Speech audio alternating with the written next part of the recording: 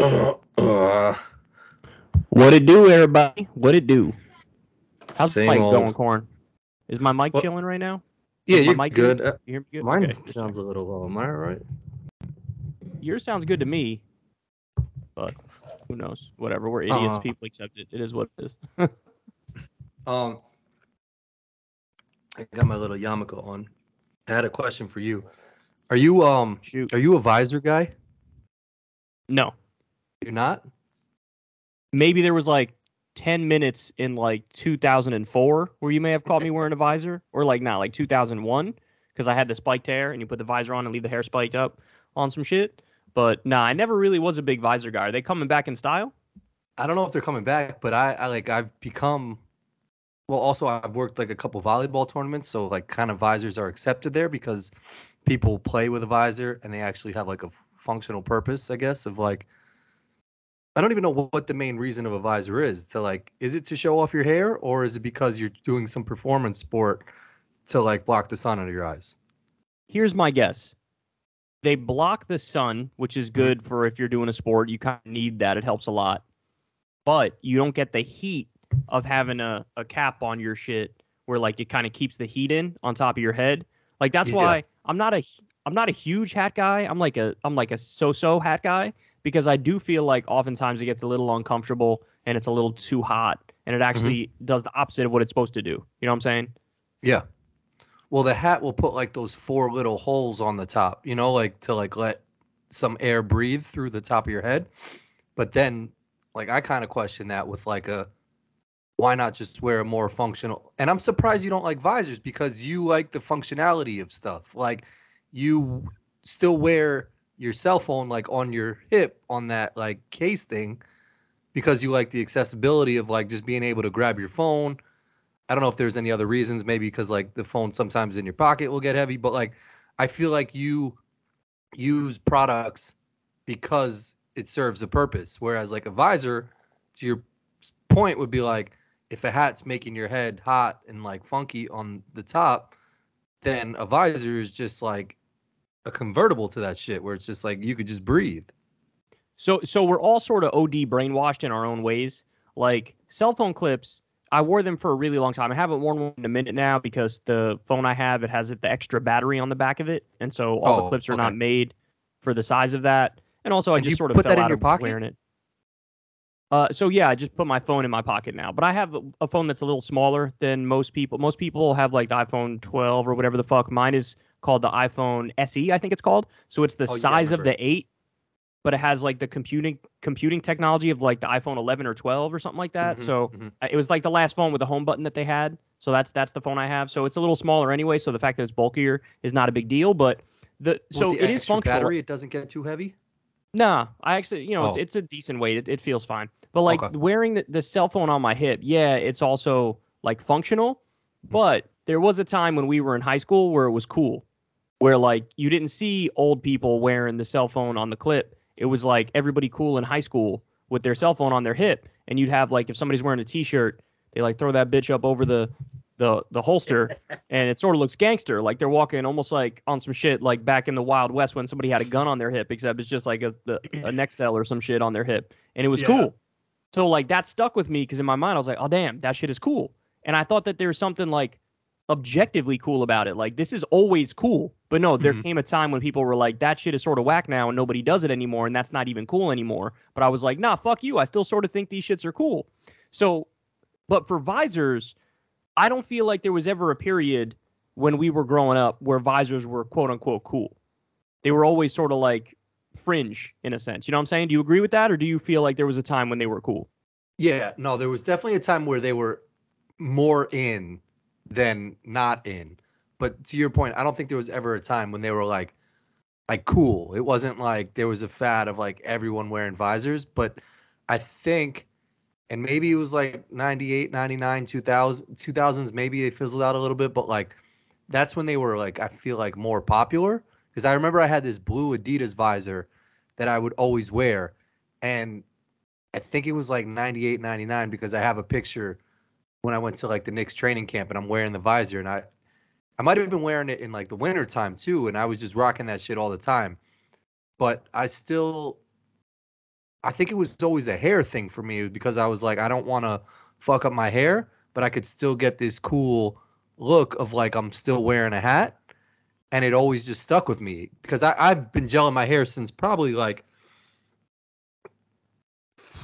sixth grade, fifth, sixth grade, something like that. And that's probably around like 98, 99. I think, I don't know, that the visor kind of was like for me. And I still to this day like visors. And now the reasoning for the visor is one, the hair, but then also I have like this like wrinkle right here where the visor sits perfectly. So like that has the one strap, and if I wear it backwards, it looks like it's meant like a visor. I think was meant for me. Yeah, so you're sort of eliminating an insecurity with it also, which makes it like a double whammy. Yep. I'm about to give you some props real quick because low key, I do feel like you've always sort of whatever you decide to wear on some shit, it always like you always sort of make it look cool. Like whatever the new shit is that you're doing, it's always like I would think like, damn, I don't think I could pull that off, but Corin looks cool as fuck doing that. Like you were early to the the sweatpants that sort of hug the bottom of the leg, Yeah, yeah, yeah. I love whereas I those. was always Yeah. with the more baggy shits. But before even anybody else was doing it, it felt like you were wearing the joggers. You were wearing the ones with the tight area by the legs. And I was always like, damn, he sort of makes that look cool. So you have an ability Yeah. to pull off shit. Appreciate that. Thank you. Yeah. I mean, I don't know. It's just like, I just think you can like look at something and see what looks good and what doesn't look good. And I don't know. Yeah. With the visor, I kind of just put it on, and regardless of if it looks good or not, I'm like, I'm looking at this and it looks fine. Whereas I could put something on that looks funky and I'm like, this doesn't look right. Whereas I'll wear some shit sometimes, and Molly, who I think like upstate people have no swag and like no like style or anything like that. And the same with like anybody who's not from like Westchester. Like, and it's weird to say that because a lot of people that are listening to this are probably like, "Oh, I feel like I have swag," but like they really don't. Which like when she'll be like, I'll put something on and I'm like, and I'll really freak it. I'll be like, this is the shirt. This is the one. And she'll be like, nah, it doesn't. Like, so I had these like nice pair of dress pants, and like kind of the style now is for dress pants, it's like a little open on the bottom, but like they're like higher up. They're more like tapered up. Mm-hmm. So I had those shits, and they weren't too high, but they were like this gray color, and they fit me like beautifully. And I got this new pair of like Nike shoes. They're kind of like runner trainers, like they're white and have like a gray stripe on them. Like they look like some running shoes type of shit. I put them on with those dressy pants, and I was kind of going for like a sporty, casual, like chilling look. And I looked at the mirror and I was like, "This is it. Like it looks kind of dope. Like the shoes are clean, they're new, the pants are fitting just right." And she was like, "That's not it. Like you kind of look like a gym teacher or some shit." And I was like, "I think you're wrong. And like even if you are right, like you're kind of wrong because people just like that aren't from Westchester just don't have swag. So when they try to say some like it doesn't look right, I'm like, no, but I'm looking at it and it looks right. So Yeah. I don't know.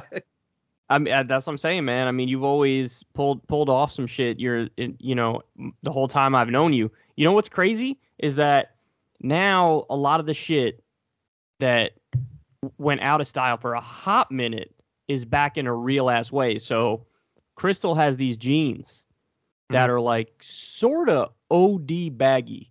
Like the Mhm. whole leg shit is baggy. Like it's sort Yep. of wide, the whole shit. And the first time she put them on, I was thinking like, damn, this is a throwback to like the 1990s, the Jenko type jeans. Like it's super Yeah, yeah, similar to yeah. that. And then every time she wears them and we go out, there'll be some other, some girl who's like, oh my God, I love your jeans. They're so cool. And I'm like, if she wore those shits in 2013, people be hating on it OD. But now that Yeah. shit came back in style. So it's crazy Yeah. because like I like all different sorts of like I'm a big like I have a variation for sunglasses that I like. Like Mhm. I like some particular ones, but also it's a little wide. Like you can hit me with some aviators, I like them. You hit me with some sporty athletic shits, I like them. You hit me with the ones that my audience, well, actually, Ella said this first. Crystal's oldest daughter was like, "You look like you're making a hit album in 2002, hit R&B album in 2002." Because it was like some certain sunglasses. I can't even really describe them right now, but people, No, most of the people have like seen the them. shades on them are like a bluish orange, like Yeah, colorful, like lens. Yeah. Yeah. And I fuck with those, but like the whatever's out of style right now, that shit is gonna come back in style. So for a hot minute, when I was wearing the sporty ones, people be like, "Oh, those are whack." Mm-hmm. Those only like some conservative dude in Arkansas who's like 57 is still wearing those shits. And it's like, but I'm gonna blink in 3 weeks from now. Crystal's gonna be like, "I got these new sunglasses and I'm gonna wear them out and see what people think." And everybody's gonna be like, "Damn, those shits look good," because they'll be the sporty shits. It sort of pisses me off though, how like if you stick with it through the downtime, people be like, "You're whack." But then the second that shit comes back in style, we had this conversation before, but you know what came in style was a dangly ass cross earring that dudes are wearing. Yeah. Like mad dudes started wearing that shit out of nowhere. It's like, bro, the last time this was popular was like in the 1980s when George Michael was wearing it in a music video. Like, what the fuck? And if somebody was rocking that shit in 2008, people would be like, "Yo, you're whack." But now all of a sudden it's like, "Oh, no, that's dope." But you don't even get any credit for like no. I've been wearing these same glasses for 20 years. Like you can't now hate on me because you think they're cool again, you know? OD. It's so annoying. By the way, I got everybody's now saying our lingo, dog. Everybody's now saying our lingo. I got, without even realizing it, all of Crystal's kids are now, lol, who's 9 years old, I'll say something, or he'll say something, and he'll be like, OD. And I'm like, yo, it's working. It's spreading. That's what I'm saying. That's the same thing with like our like clothing swagger. Like you have it too, man. It's like if we just put something on and we look at it and it's like, this is the one. Like I try to tell Molly this all the time. Like you look at everyone in upstate New York or just anywhere outside of like where we are in New York, like just the Bronx, Yonkers, Mount Vernon, New Rochelle. Like that's the epicenter. Like we started COVID, we also started everything else. Like shit just starts where we're at. Like it's like famous people are from there. But I wanted to say it's crazy how I think it's for females probably more than males, how trends will just like catch on like wildfire. Like there's a trend now with women where they just wear like no bras. Like I don't know if it was for the summer or like I doubt it still goes into, maybe it goes into like what comes after summer, fall or spring? After summer's fall. Fall. It might stay for a little bit because like I guess the whole point of the no bra is to like kind of like your nipples to be like poking hard in your shit. And then wintertime it probably stops. But this summer there was a crazy fad of like girls on the street wearing no bras, and that like caught on big. So I don't know how these trends like catch on like that, but like with females especially, like the lady whoever said the pants to Crystal will now probably her next pair of jeans be some baggy shits because she saw it from someone else, and you kind of get that like validation of like, oh, okay, this is back. So if I was on the fence, now I saw someone else doing it, or like subconsciously you see it and then like you start doing it, you know? Yeah, but we're gonna get hit with some bad eras though. Like there's gonna be some bad eras that make a comeback. Some shit like the hair in like the 1980s, like the OD poofy shits. Like that's gonna make a comeback. I'm gonna hate it. I hate it when people overly voluminize their hair. Like it becomes too voluminous. It's too Yeah, like fat. they perm it out. It's like a puffy cat or something like that, I right? hate that shit. I hate it so much. I hate it I on don't think men. I that'll hate come it on back. women. That's like some 80s like album cover of like those three, like there's like a band of like Twisted Sister or something like that. And they all just like have like fluffy ass hair with some leather jacket, and they sing a song that they probably just like plagiarized. Dog, I really do feel like though, like except technology, which is different, but like almost everything fashion wise makes a comeback. Like it's a cycle. You know what I'm saying? Like it is a cycle. Because think about it. The skinny suits were in for a hot minute, like the really tight fit and really tight pants, skinny ties. That shit was in for a hot minute.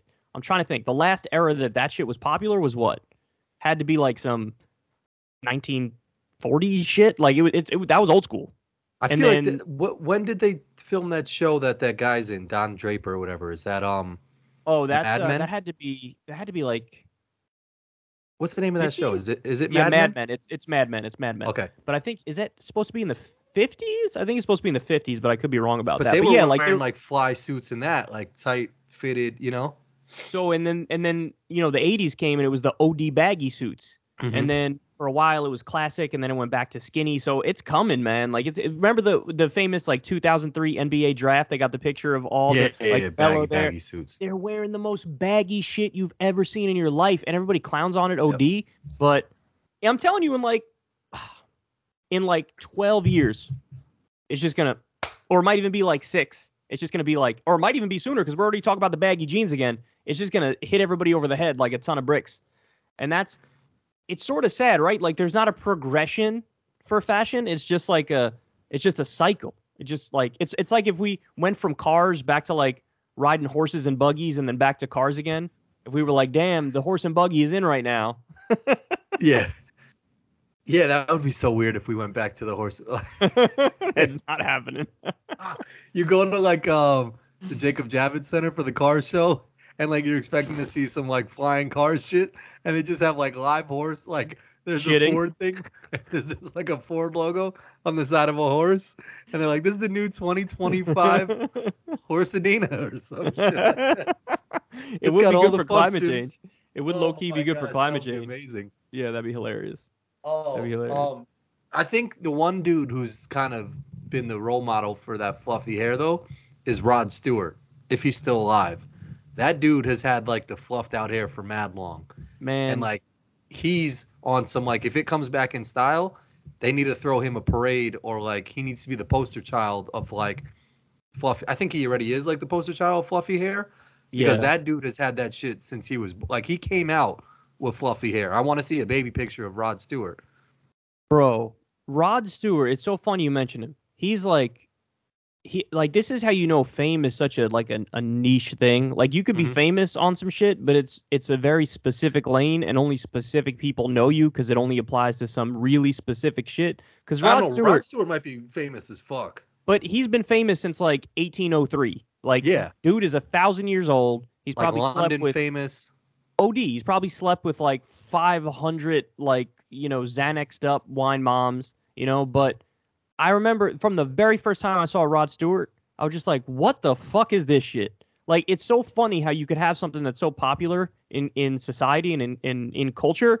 And like, I don't resonate with it at all. Like if I see that motherfucker. What do you mean? You resonate with like his music or him? No, I don't resonate with any of it. His look, his music, his anything. I listen to some shit and I'm like, what the? How does anybody like this shit? It looks like it's a joke. It looks like Will Ferrell was parodying some like Vegas singer and looks like this dude. You know what I'm saying? Like you got 18 plastic surgeries. You got weird ass hair that you're obviously like hanging on to for dear life. You dye your shit probably like every week. Like you probably spend more time at the salon than like the most OD salon-y woman. Like what are you doing, bro? What are you doing? I'm so confused. And why do people like it? Is everybody pretending that they like it? Or are they like, damn, I really want to see some weird dude sing mediocrely?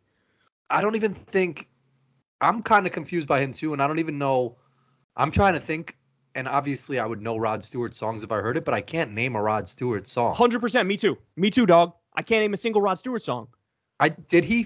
He might have sung I could feel it coming in the air tonight. No, that's Phil Collins, right? On. That's Phil Collins. Is that Phil Collins? And I fuck with Phil Collins hard. Phil Collins is the shit. You go listen to some of his bangers today and you'll be like, yo, his shit is timeless. That's how you know, like, you really hit a chord when you can hear it on the radio, if anybody listens to the radio anymore, in fucking 2022, and you're like, yo, if a Mariah Carey banger drops on the radio in 2022, I'm like, turn that shit up. Like, I love it. Like there's some timeless ass songs. Rod Stewart, I can't name a single one of his songs. We couldn't name a song, but if we heard his shit, like if someone played like back to back shits of Rod Stewart, we'd probably be like, there's some bang. But shout out to Phil Collins because he's probably living like kind of one of the best lives out of anybody because he can just walk around and be Phil Collins and no one even know that. Like you can be behind Phil Collins in a supermarket, you could be sitting next to him at a baseball game. I don't think I would know. I think he kind of has like a crew cut, like a shaved head, but that dude is kind of he's complete bald. Yeah, he's completely bald. Yeah, but like he's always looked like a regular dude. That's what I'm saying. He just looks like a regular dude, which is kind of respect because he's made like all these bangers, probably won mad Grammys, and he's just like got a generic ass name. So like even if he went somewhere and like went to the DMV, well DMV they probably wouldn't give a shit if he was there, but like if he goes to Starbucks, nah, you don't say your last name at Starbucks. Some shit where you gotta like his doctor obviously knows who Phil Collins is, but if he just goes some regular shit and has to give his full name, they would just be like, oh, like regular ass dude. Yeah, like they wouldn't be like, oh shit, you're Phil Collins. Like Ben Stiller, they're gonna be like, holy fuck, it's Ben Stiller, because like even though it's a common name, it's fucking Ben Stiller. Phil Collins, if Phil Collins came into some shit that I was working at, I would just be like, this motherfucker's name is Phil Collins. Like I wouldn't be like, this is the Phil Collins. You know? I sort of fuck with what you're saying.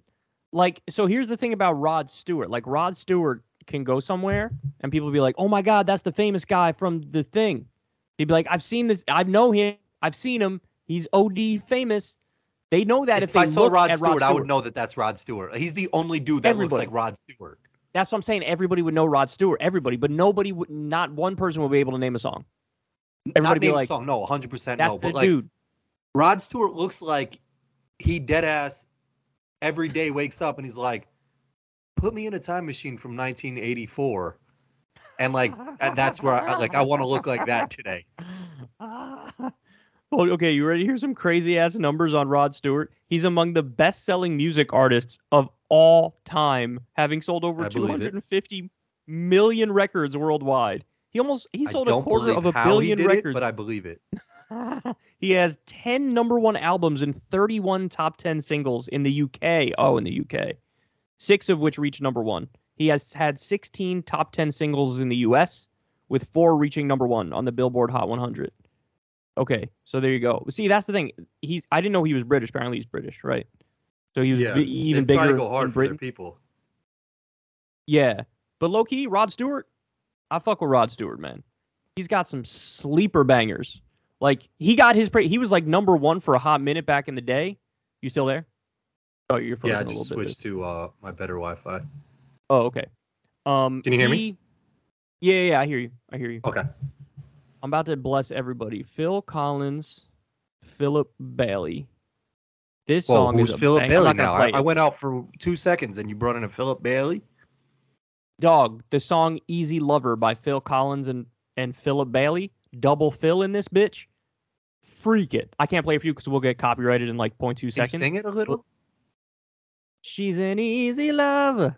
She'll get a hold on you, believe it. I don't think I know that shit. Oh, you definitely know it. The beat is crazy. Everybody go listen to that song. How do you think those two dudes collabed on that shit? You think Phil Collins called another Phil and was like, you want to write some fucking, like... Yo, OD respect. First of all, this was back in the 80s, and Phil Collins is obviously super white, and Philip Bailey is black, and they did this shit, and then they ushered in racial harmony for the rest of time.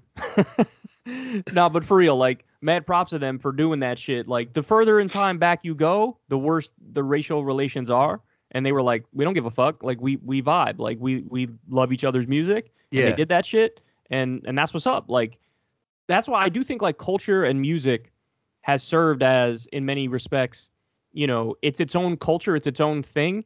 And so, like, the predominant values of society, even when they're deeply racist, it didn't reach that shit, you know? Music always been sort of a come together type shit. Sort of like sports, too, if you think about it. Yeah. Yeah.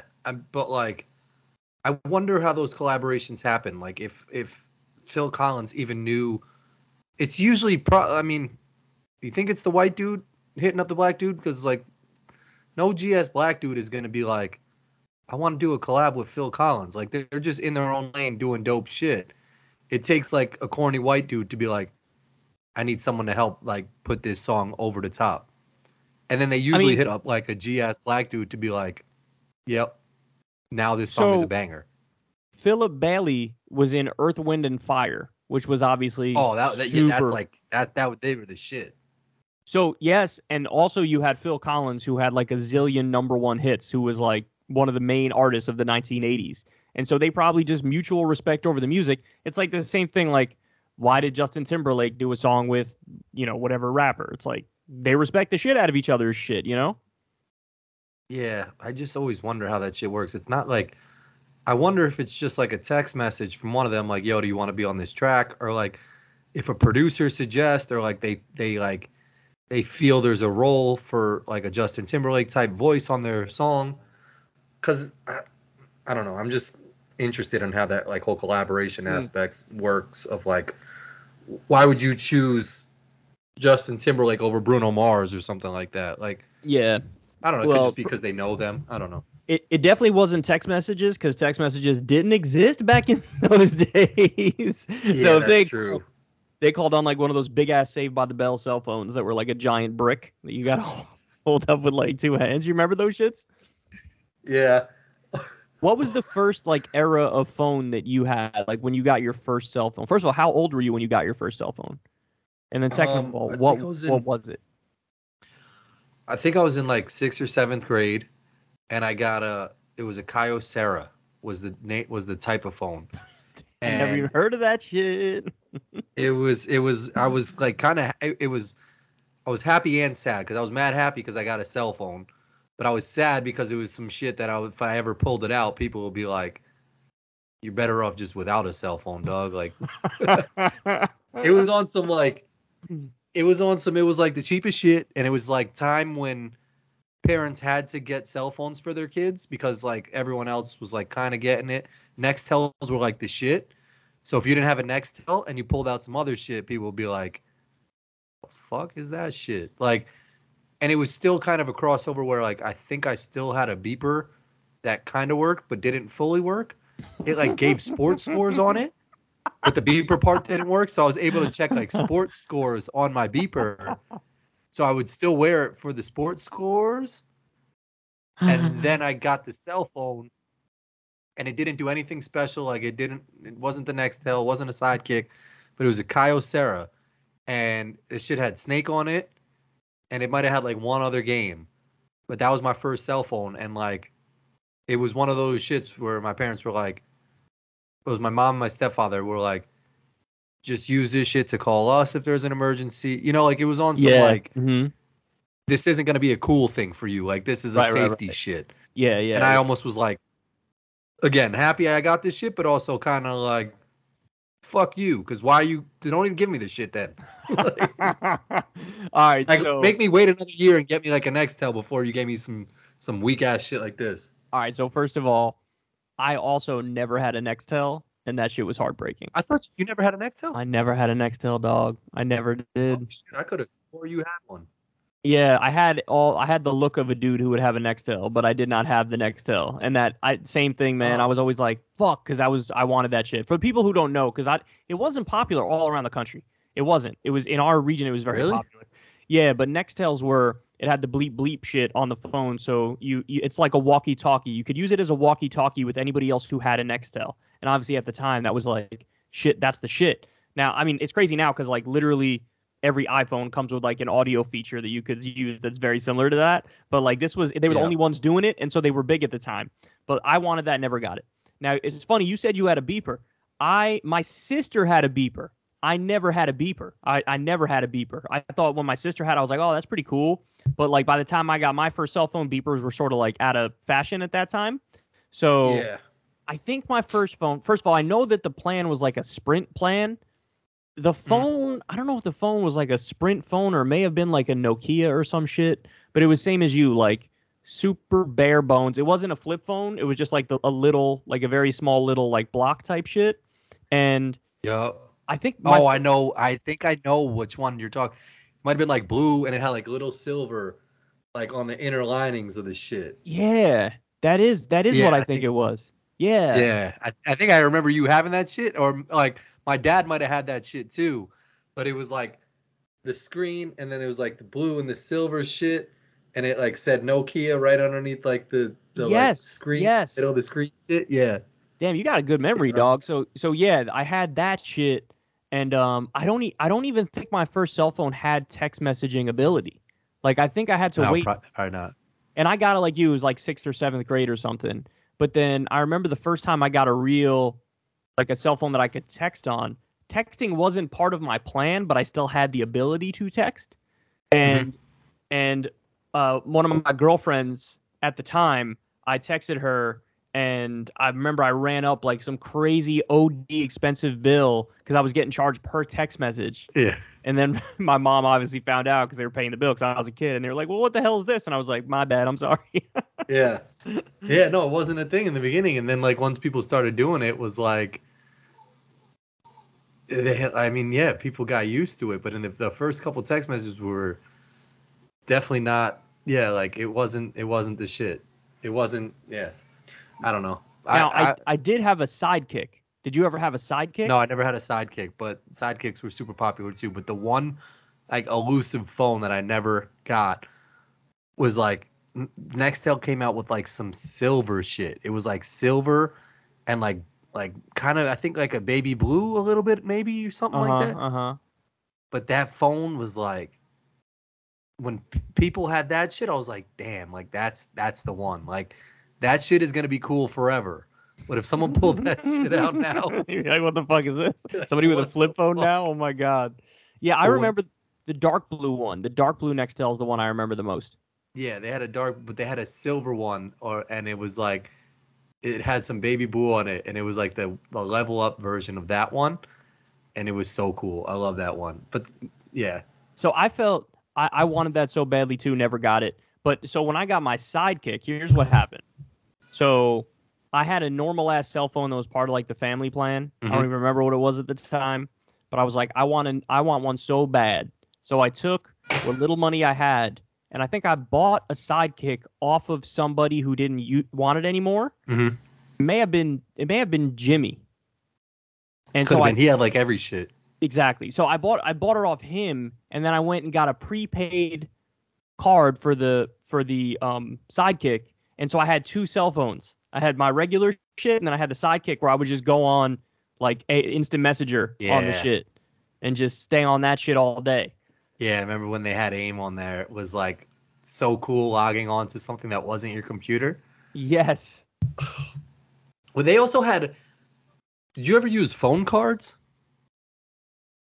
What are they? Like Explain you could them go and I'll to the deli and buy like a 40-minute phone card, and you go to the phone, like a phone booth, and you type in the number, and you have like 20 minutes to call someone or something like that. And like that was how you called motherfuckers. Was like you just had a phone card with time on it that you would type in the number, and then I think you would type in like the number you wanted to call. And it was just like I don't know. It was like a way to use the phone, like the phone at like a pizza place or some shit like that. I never did that. I have gotten prepaid phone cards, like prepaid phones, and yeah, that's all I've done. I never did that before. No. Yeah. They don't have paid. Probably a lot. How crazy is that shit? What? They don't even have prepaid phones or pay phones? Paid phones anymore. Yeah, but phone booths. They don't even have those anymore. Yeah. I saw somewhere on the news it was like the last phone booth they were removing or something like that. Like they need to have a museum for that shit because they should have like a technology museum where they have like beepers, Nextels, sidekicks, like phone booths, and just go through the generations of phones and like to what we're like text messaging. I mean, I guess the internet could do that shit, but like a museum would kind of be dope too to have like see all of the like. That would be a good pop-up museum idea is to like just do like either like 90s nostalgia. Well, then it would be cool for us, but like someone born in like the fucking. Yeah, everybody's got that shit in their like attic or their basement though, you know? Like there's so much old shit. Like I remember my mom got this big ass fax machine that we had in our living room. And like we had that there for so long, and then now it's like in her attic, just like turning a weird color and collecting dust and shit. And it's like to us that's cool to look back at, but to a lot of people just be like, that's just old. Like it hasn't been long enough where it's cool yet. Like you gotta wait a little longer. But I agree. Like I think that most people have either totally trashed that shit, or they like recycle it and reuse the parts for other new electronic shit. And it's like, well, keep some of them around because I do want to see that shit. I remember I made my mom get. There was this stupid infomercial that would come on when I was a kid. I'm talking like kid now. Like I was probably in elementary school. And it was like an answering machine thing where it gives you options for what to have on your answering machine. So it's not like you record it. It's like it has like different songs and different jingles and shit. And like I remember I was like, I want that so bad. And she got it.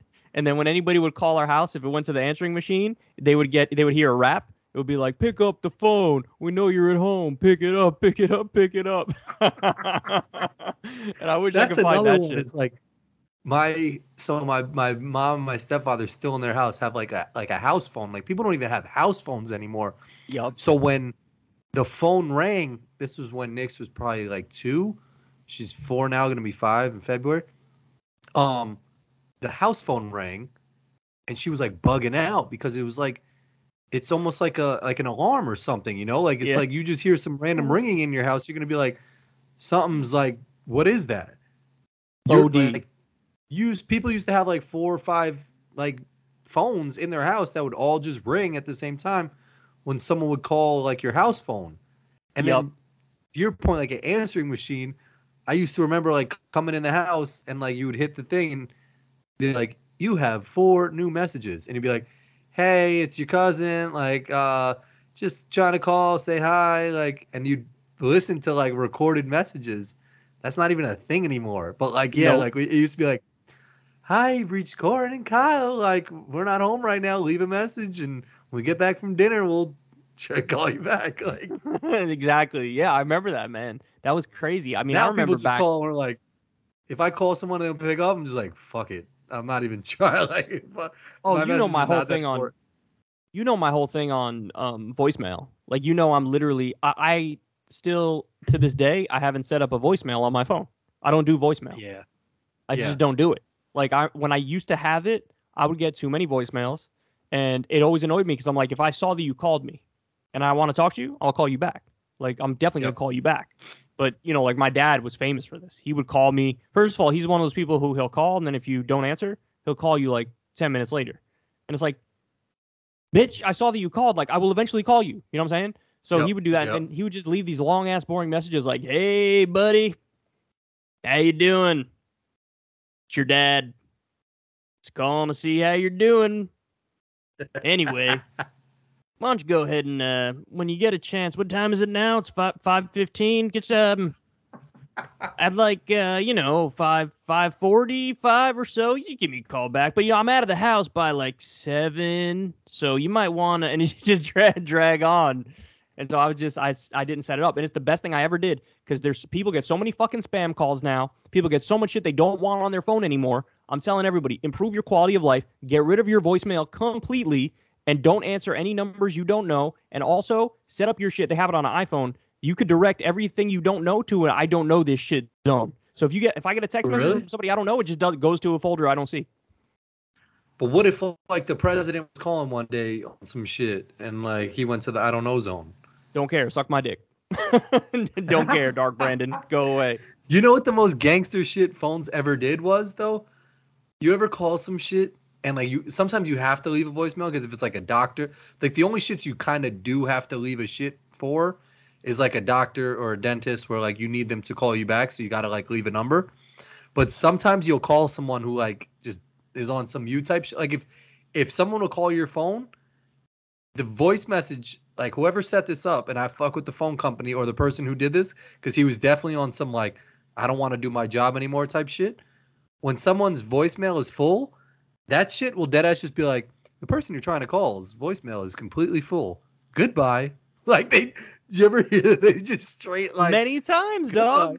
Definitely. But like, yeah. But there's no like press 7 to like go into the overfull box or something like that. It's a wrap. You can't get through. Like so whoever did that shit, they must have been their last day at work because they deadass were like, their shit is full.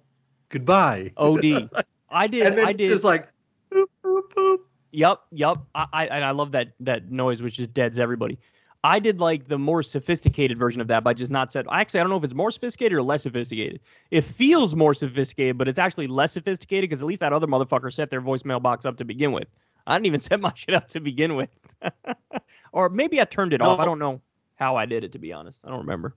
But even people that don't set it up, when I wonder how much capacity it gets to before they say like this inbox is too full or some shit like that. It's got to be a lot, right? A lot of messages in there. Has to be. It has to be a lot, but yeah, I fuck with whoever started that shit up. But I don't think I've gotten a voicemail in a long time. I think that I think we're kind of at the tail end of it, or still kind of in the midst, but it's phasing out of like soon you're not even going to be able to leave a voicemail for people anymore. Yeah, no, look, here you know my position on this. I'm an evangelist for texting number one, like text, Yep. that's a given. But beyond that, I'm a big fan, and I can only do this through Snapchat for whatever reason. I can't do it on my regular shit. Send dick pics. Yes, send dick pics. I send those everywhere. I mean, I'll mail them. I'll throw them out my window, and let it hit my neighbor in the face. No, like I'll use the and for whatever reason, the speaker on my phone is sort of fucked up, so I can't use it in the regular iMessage anymore, where you like press the audio button and send it. But I do it through Snapchat. Yeah, okay. And like that's the shit, because that's like it's a little more personal than a text, but it doesn't fuck up the flow of your day. Where if somebody calls you and they want to talk to you for like 20 minutes straight, you don't have 20 minutes to spare. Yeah. If you send somebody a 30-second audio, and even if they got to tell you some shit that's like long, and they got to send you a 3-minute and 15-second shit, you'll have time for it, because you might be doing 4 other things, but then like, oh, I got this audio, and then you can play it when you have the time type shit. Yeah. So I'm a big evangelist of the Snapchat audio and the iPhone audio. I think that more people should use that shit. Yeah, that one's good. And then you can also do it. I think you could leave an audio message in like your cartoon character's face. So like on some like Mark Zuckerberg that's some upgraded shit I didn't get yet. But yeah, it's always kind of funny when people do that. Yeah. But I don't have you had to upgrade or something, or it's like a new phone, or I don't know, but I don't have that option, unfortunately. But it would be funny if I sent you some shit as like a rhino, a shark or something. Yeah. Yeah, whatever the fuck. But the house phones used to be this shit, man. My sister had one that was like, it was like transparent. You could see all the wires, and they were all different colors and stuff like that. I thought she used to have like the coolest phone ever. I remember that. And it would like light up when someone called.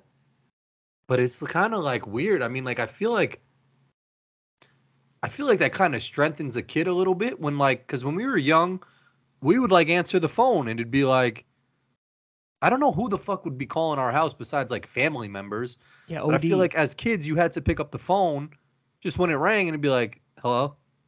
Yeah. This is Rick from Rick's Towing. I'm trying to get in touch with your dad.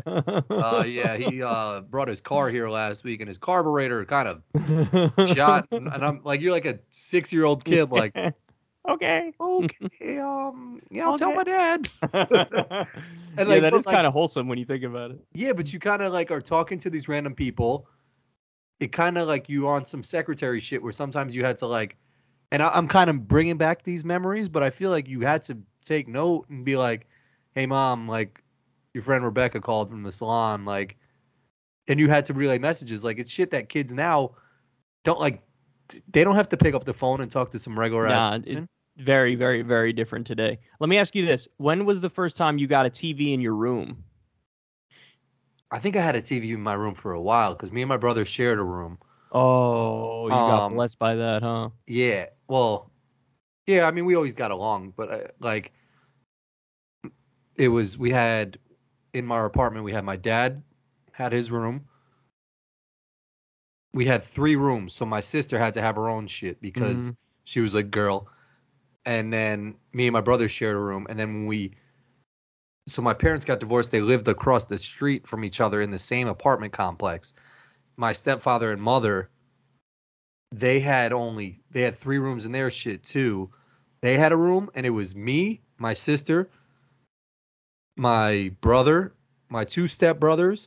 Oh. And there was this girl who lived with us at one point too, who was doing like this exchange student shit, where she was like from California, but she was doing some shit in New York, like going to school.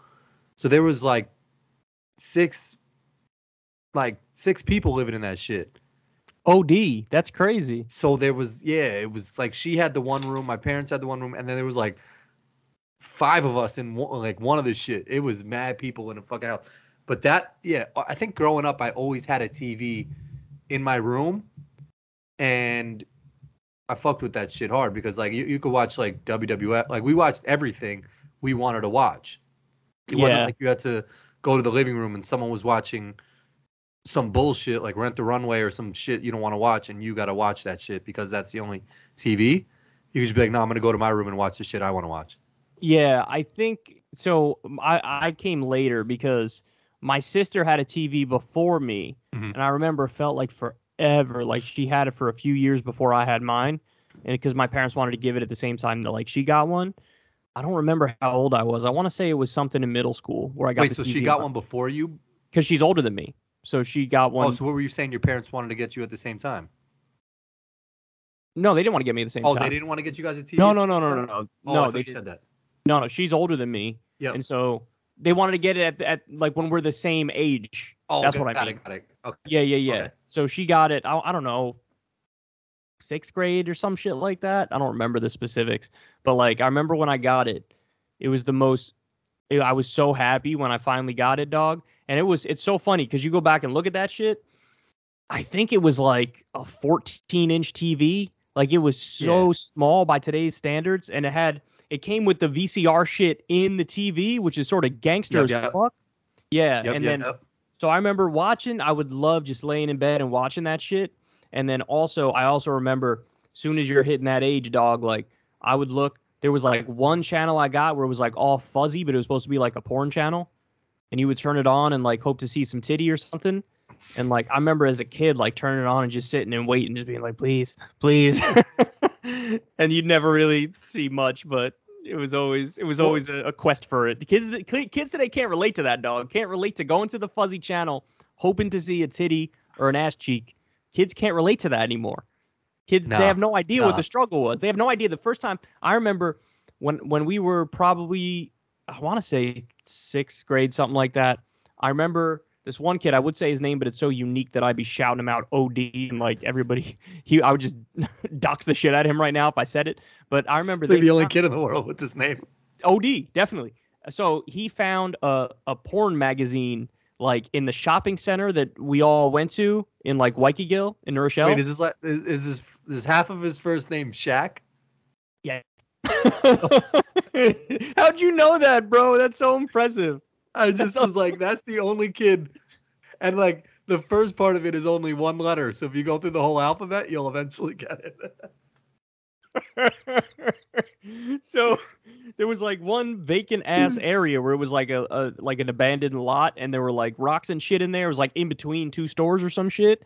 And like we walked back there, and there was like a porn magazine that had been like rained on already. It was like soggy and falling apart and shit. Wait, and we saw this it was in a store or just like a random spot in the shopping center? No. So it's like, I don't know how to describe it exactly right, but like imagine like in I'm the just back picturing corner, like a department store, and there's one magazine. No. The ceiling is dripping water on. It's like think about Waikiki. Okay. You know what Waikiki looks like. Think about Waikiki, and like think about where the Carvel is. If you're looking at the Carvel, turn like 3/4 of the way, and then there's this area where there's like some stores, and where there's stairs and shit going up to a different shopping center. Yeah. It was like underneath that area where the stairs were, there's this little vacant area with like rocks and shit in between the stores. Okay.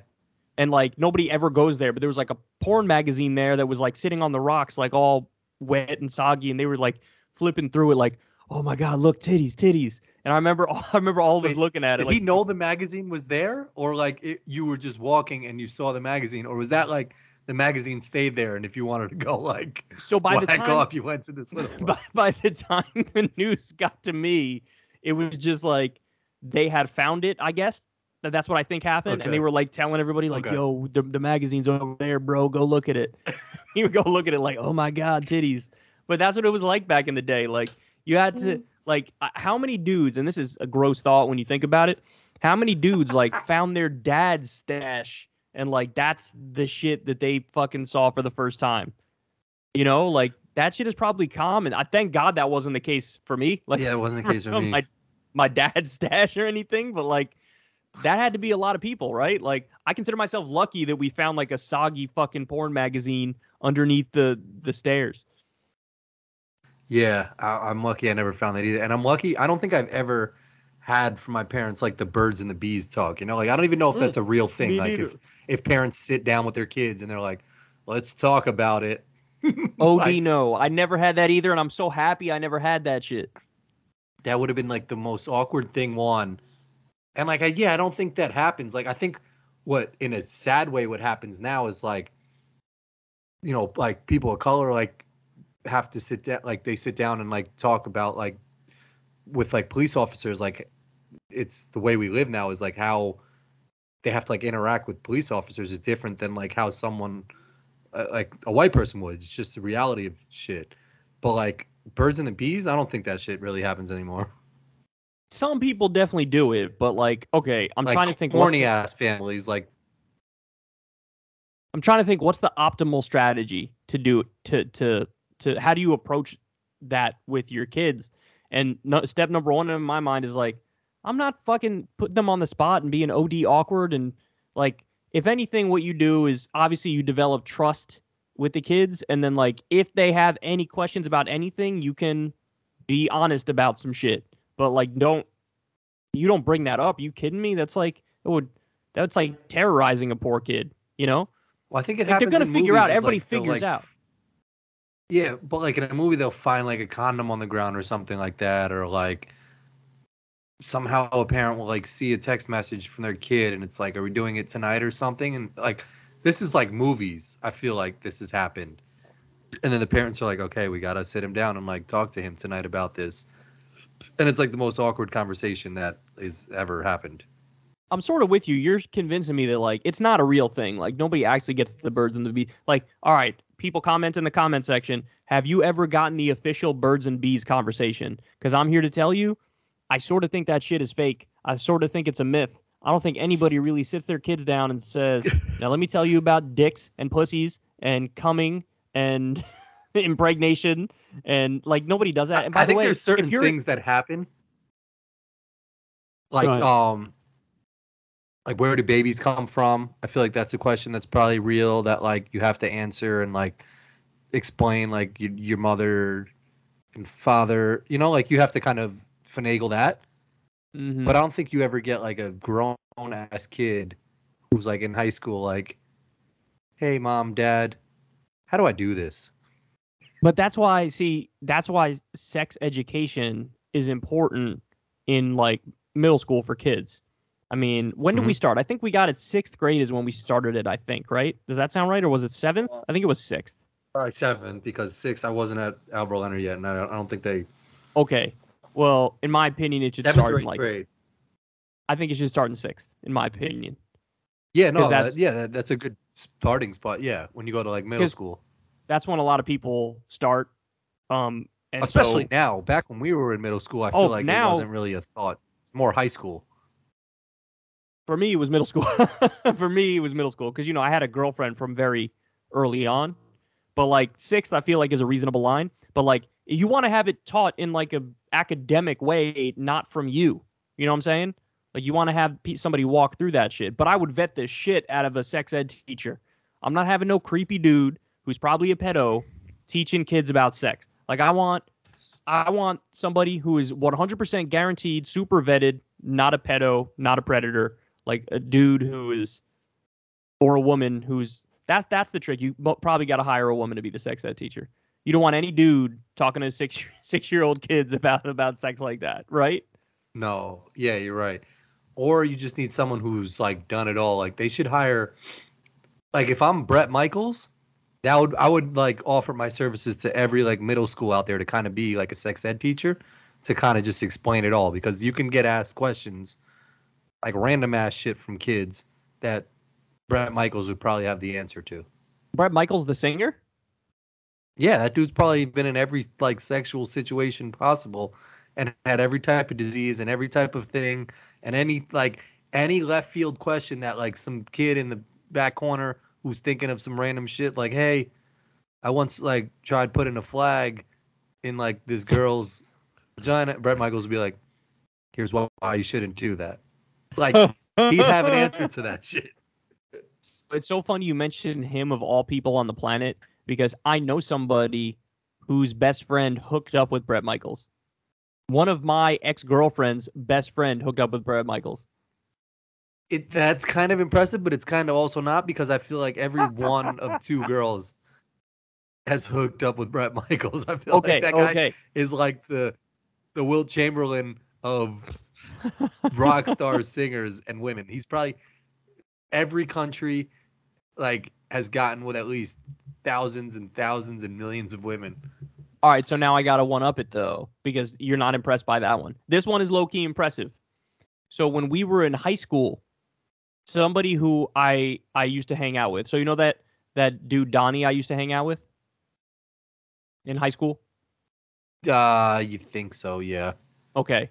Well, I it's don't not really him. remember But Donnie. anyway, Okay. do you remember Nick? A That kid was so named Nick. random. Just like, hey, do you remember John from high school? No. I Don't mean, worry. he's related to the story, but not fully. But anyway, Oh, that kid, you know that kid Nick? Nick C? I don't want to say his full last name. I don't want to dox him. Henry hung out with him. I hung out with him. He was a year older than you and me. Sort of blondish hair. Probably. He dated that girl Eileen. Okay, yeah. Okay. So He got with Brett Michaels? no.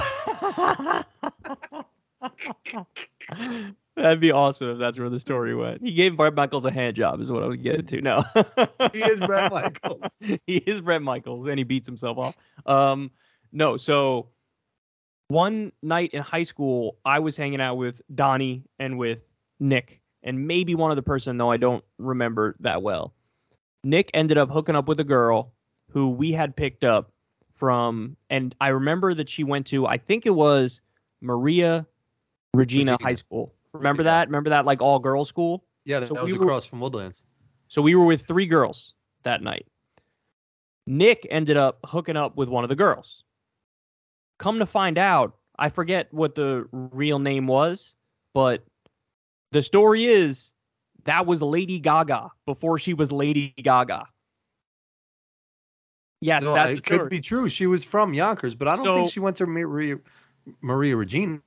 So I want to look it up right now. Unless she just hung out with some girl that went there. I think she actually did go there because I remember the story. Then we were looking it up. Wait, so you were hanging out with her? So yeah, I was hanging out with fucking Lady Gaga. What? Isn't that crazy? That is kind of wild if that's what high school is. I'm looking on her Wikipedia page right now. It doesn't say where her high school was. But she's the right age. I know she's from Yonkers. She's the right age. Yeah, she's from the area. And I remember that would be insane. I feel like you would remember if you were hanging out with Lady Gaga. She wasn't Lady Gaga at the time, dog. She wasn't Lady Gaga. You would remember if you were like hanging out with like Barbara Krastanoff, whatever her real name is. So wait, so it says does she have a real name? I don't. I'm hold on, let me figure out the school shit first, then we'll find her real name. So it says she attended the Convent of the Sacred Heart. Oh, Sacred Heart, that's what it was. Remember? Private all-girls Roman Catholic school. So yeah, it was like these girls were from Maria Regina. She was from Sacred Heart. She was their friend, and Nick hooked up with her. And so, but I'm more impressed that you were hanging out with Lady Gaga. my former friend made out with her, and you're like, you were hanging out with Lady Gaga. Because if you were hanging out, like if you had a night that you were hanging out with Lady Gaga, it's like that's dope. I mean, like I literally have no memory of it except just being in the car, like sitting in the car. Like I think, and you were guys were all in the car. Yes, so like she could have been in the car with you. If the story's correct, then yeah, she was in the car with us. It was Donnie, myself, Nick, and then these girls. Isn't that crazy? You should tweet her and be like, "Hey, do you remember sitting in a car?" So with like 5 guys. So now, okay, so ready for this? Now here's her name. I just looked it up. Now you know the story's true because these are the exact sort of women that these dudes would be hanging out with. The exact sort of girls: Stephanie, Joanne, Angelina, Germanata. OD That's her Italian. Whole name, or those are all the girls that were in the car? No. The 2 names are her middle name, but it's Stephanie Germanata. That's her name. That's the most Italian name I've ever fucking heard in my life. This shit is story. Yeah, she was hanging out with New Rochelle people. OD. So apparently I hung out with Lady Gaga, and apparently my buddy hooked up with her. So that's fun. Damn. I think that one-ups the Brett Michaels story, huh? It does, but like, yeah, Brett Michaels probably hooked up with all 4 of those girls in the car too, though. I'm sure he did. I don't understand. Like, why was he viewed as hot? Like, why was he sexy to women? Just because he's a rock star? He's so weird. No, I mean, back in probably like when he was in his heyday, he was probably like, I mean, like, he's probably had crazy work done now, but just the bandana in his head, yeah, like rock star, like ponytail, for a dude who like could pull it off. I think he's got really nice eyes. Corin's got a crush. Michaels. Corin's got a crush on No, Bret but no, he used to have that show. It was it called like I Love Bret Michaels or something, or like I don't know. There was a show on VH1. It was called like they had I Love New York, which was the girl who I don't know what her real name was, but like the show popped off and then like someone spit in her face and it kind of like the spit went in her mouth and it went viral. That show was popular, and then like VH1 had some bangers for a second, and then they had I think it was called like I Love Bret Michaels too or something like that, and he dated mad girls. It was like a bachelor type show. I sort of remember this now. Yeah, I sort of remember this now. And he just dated so many. There was like 5 seasons of it, and he would just hook up with every single girl on the show. And I think the final season, VH1 probably was even like, no, I think he had like an STD or some shit. What? In the last season, they're like, we kind of got to end this show because this dude is just like, I don't know if he was like giving out STDs, but they were like, we have 6 seasons of Bret Michaels just fucking every single girl that's on this show. Like, he's not gonna find any love. Oh my god! Like, the whole point was to like for Bret Michaels to find some love, but in reality, every new season, he probably was just like, "What? You're just gonna have 30 more women for me now?" Oh my god! Oh my god! Yeah, I sort of vaguely remember that show now. I was never big on like. Some of the shows I gave a chance to, those big shows, like, remember, I watched the first season of Survivor. Did you watch that? Yeah, I think everyone did. It was like, the one dude won. He was like a gay dude, right? Like, won the shit. I don't remember who won it. I really don't. Yeah, it was like some dude. Yeah, some guy won the shit, and he just like a regular ass dude. Yeah, but I watched the first season of Survivor. So I watched that. I watched the first, I want to say 2, maybe 3 seasons of American Idol. Yeah, I think I watched the first couple of that shit too. It was like Ruben Studdard, Kelly Clarkson, Carrie Underwood was maybe Clay one of them. Aiken was in that bitch. Yeah, I think Carrie Underwood may have been the season that I stopped watching. Like, oh really? First 2 maybe I watched. Third one I did. I don't remember the specifics, but something like that. And then outside of that, I don't remember any of the other big ones I watched, but I did. Who Wants to Be a Millionaire? You had to have kind of yeah. Oh yeah, that was a game show. That was a little different. I sort of respect that a little more. I liked that a little more than the other ones. But like, and then obviously it was like Road Rules and Real World. I did watch. I probably watched. I want to say I watched maybe 4 or 5 seasons of Real World, not in order, but like whatever numbers they were, like probably later on. It had been on for a minute by the time I was old enough to watch it. And Road Rules, maybe I watched like 2 seasons or some shit. I was never big on shows like that.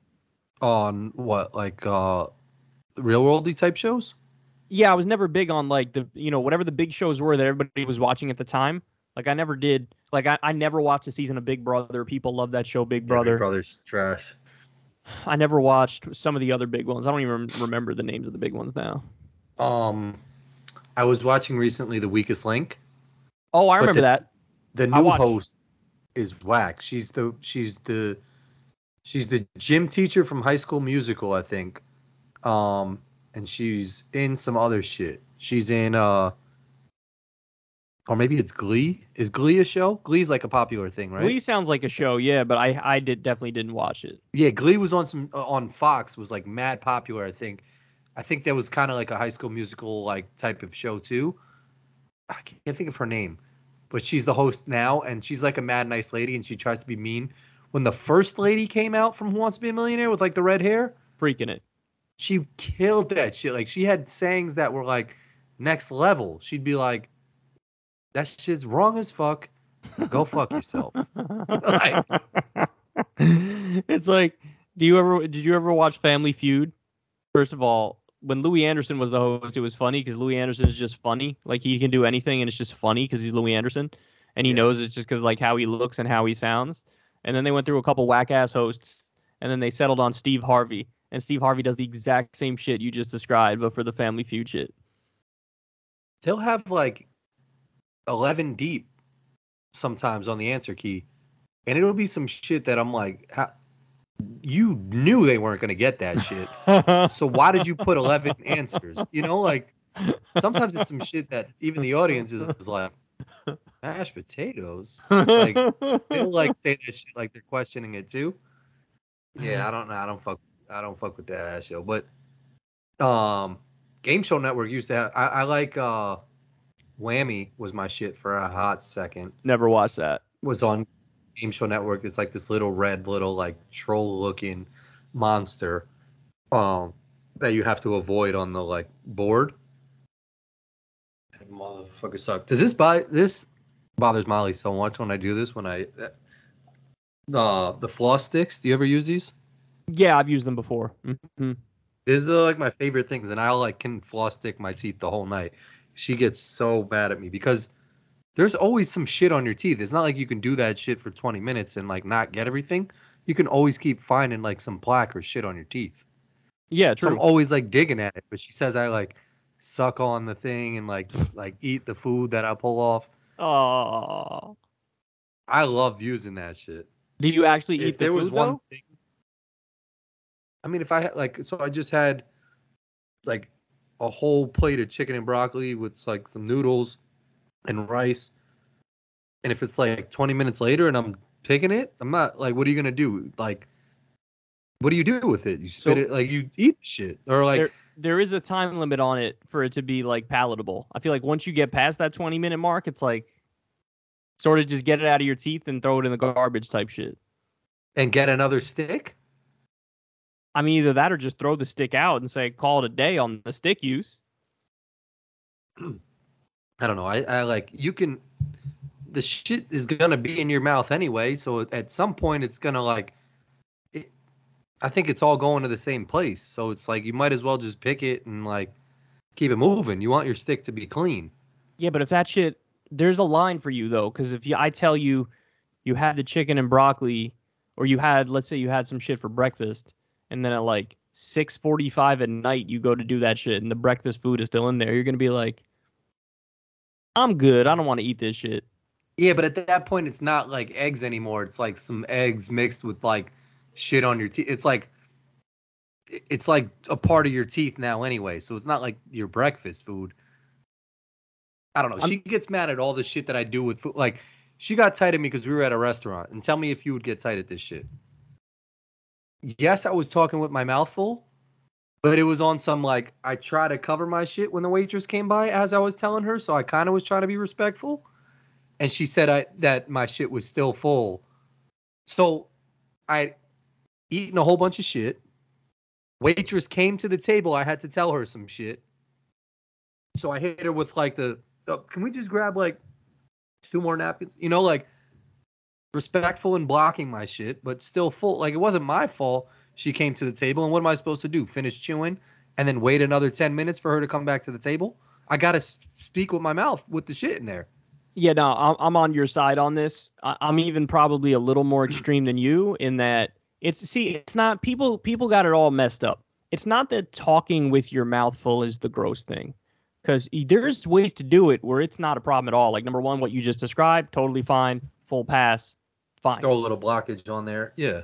There's even situations where you don't have to do the blockage, but if you're talking with the food in your mouth where you're not gross Smacking about it. Yeah, like you're not smacking it, you're not letting everybody see the food, you're being like sort of smooth with it. Like nobody's gonna get mad at that, or most 90% of people are not gonna get mad at that shit. The shit that is annoying is the obnoxious ass eaters who make a gross ass noise anytime they eat anything. And that the extra reason why that's annoying as fuck is that some people don't know how gross their chewing sounds, and they got 17 different noises coming out of their. And you're like, yo, dog, reel it the fuck. I'd rather you talk with your mouth open, but do it on some smooth shit than chew normal with your mouth closed and sound like that.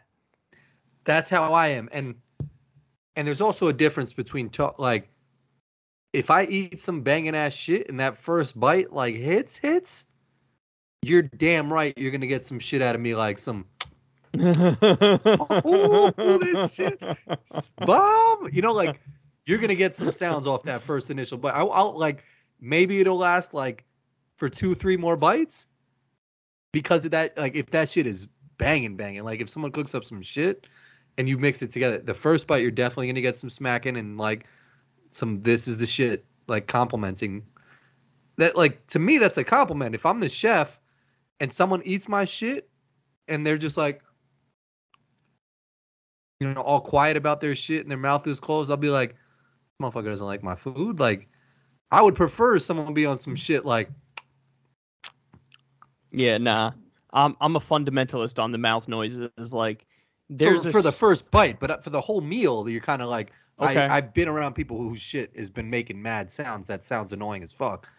But the first bite, I think you have a little bit of grace leeway to like let me know if I cooked up some banging shit, that's some banging shit. Yeah, if it's the first bite and the first bite only, I'm not going to be a stickler about that, and I might not even recognize it. But I feel like that's rare. I feel like some people just have that thing where they just can't chew in a way that's like acceptable. Yeah. They just OD with it. And I'd rather have somebody chew with their mouth, talk with their food in their mouth, if they're not gross with their sounds. You know what I'm saying? Like, to me, that's the line on eating. But there's I have certain little pet peeves that annoy the shit out of me. I've told this one before on the podcast, but like, when my dad used to eat dinner, he would take a sip of his drink and he would just have whatever the fuck he was eating was all up on his lips and then would be on the glass when he drank. And I would just be like, ugh. I mean, I was like a kid looking at it like, ugh, fuck. It just stayed on the glass, right? OD. He'd be eating like some salad with some salad dressing and he'd just have OD, ranch dressing on this glass. And I'd be like, bro, like, fucking, what are you doing? Are you a barbarian? Like, fucking clean your lips. What the fuck is this? Oh, I can picture that. That's like if you put some chapstick on or some shit, and it's like on a glass, and it's just chilling there, all like cloudy looking and like nasty. My dad would do some shit like that. Yeah, I think his cup has kind of been on some like shit on his mouth, and he's just drinking. And I'm like, you're gonna re-drink from that same nasty ass? shit? Gross, like, bro. So fucking gross. It's not that hard to just clean your lips real quick. Like, just take a napkin, dog. That's what they're for. Like, you'll be good. I promise. Yeah. That's like, I mean, my stepfather, I hope he doesn't listen to the podcast, but when he eats ice cream, he'll like take a scoop of that shit and like he'll lick the same, like when you have one scoop of like, if you're eating out of a thing, like you take a scoop, you just eat that one piece. He'll like lick that same shit like 5 times. Bro. Before like it gets like, it keeps dwindling down. I'm like, just slurp the whole shit. Like just take it one time. Like, bro. He's like, I'm so happy you mentioned this, and let me tell you why. Because the other day I was eating ice cream, and Ella, Crystal's oldest daughter, was like, what the fuck are you doing? I was like, what do you mean, what am I doing? I'm eating ice cream. Like, I'm eating ice cream. Like, what's the problem? And she was like, did you really just, like, take a scoop of the shit on the spoon and just down it? And I was like, yeah. Like, I'm eating ice cream. That's what you do. And she was like, that's crazy. And she was arguing for the shit that your stepdad does, that she takes one scoop and then she keeps like going at the same shit like 5, 6, 7 times and slowly gets it down. And I was like, yo, am I crazy? And then Crystal sort of backed up Ella and not me. And I was like, yo, I'm just bugging. OD bugging. I was like, yo, you guys are attacking me for the most normal shit in the world. Like, I just eat ice cream like it's any other food. The only argument I could kind of, and I go back and forth because I'll always get my ice cream on a sugar cone.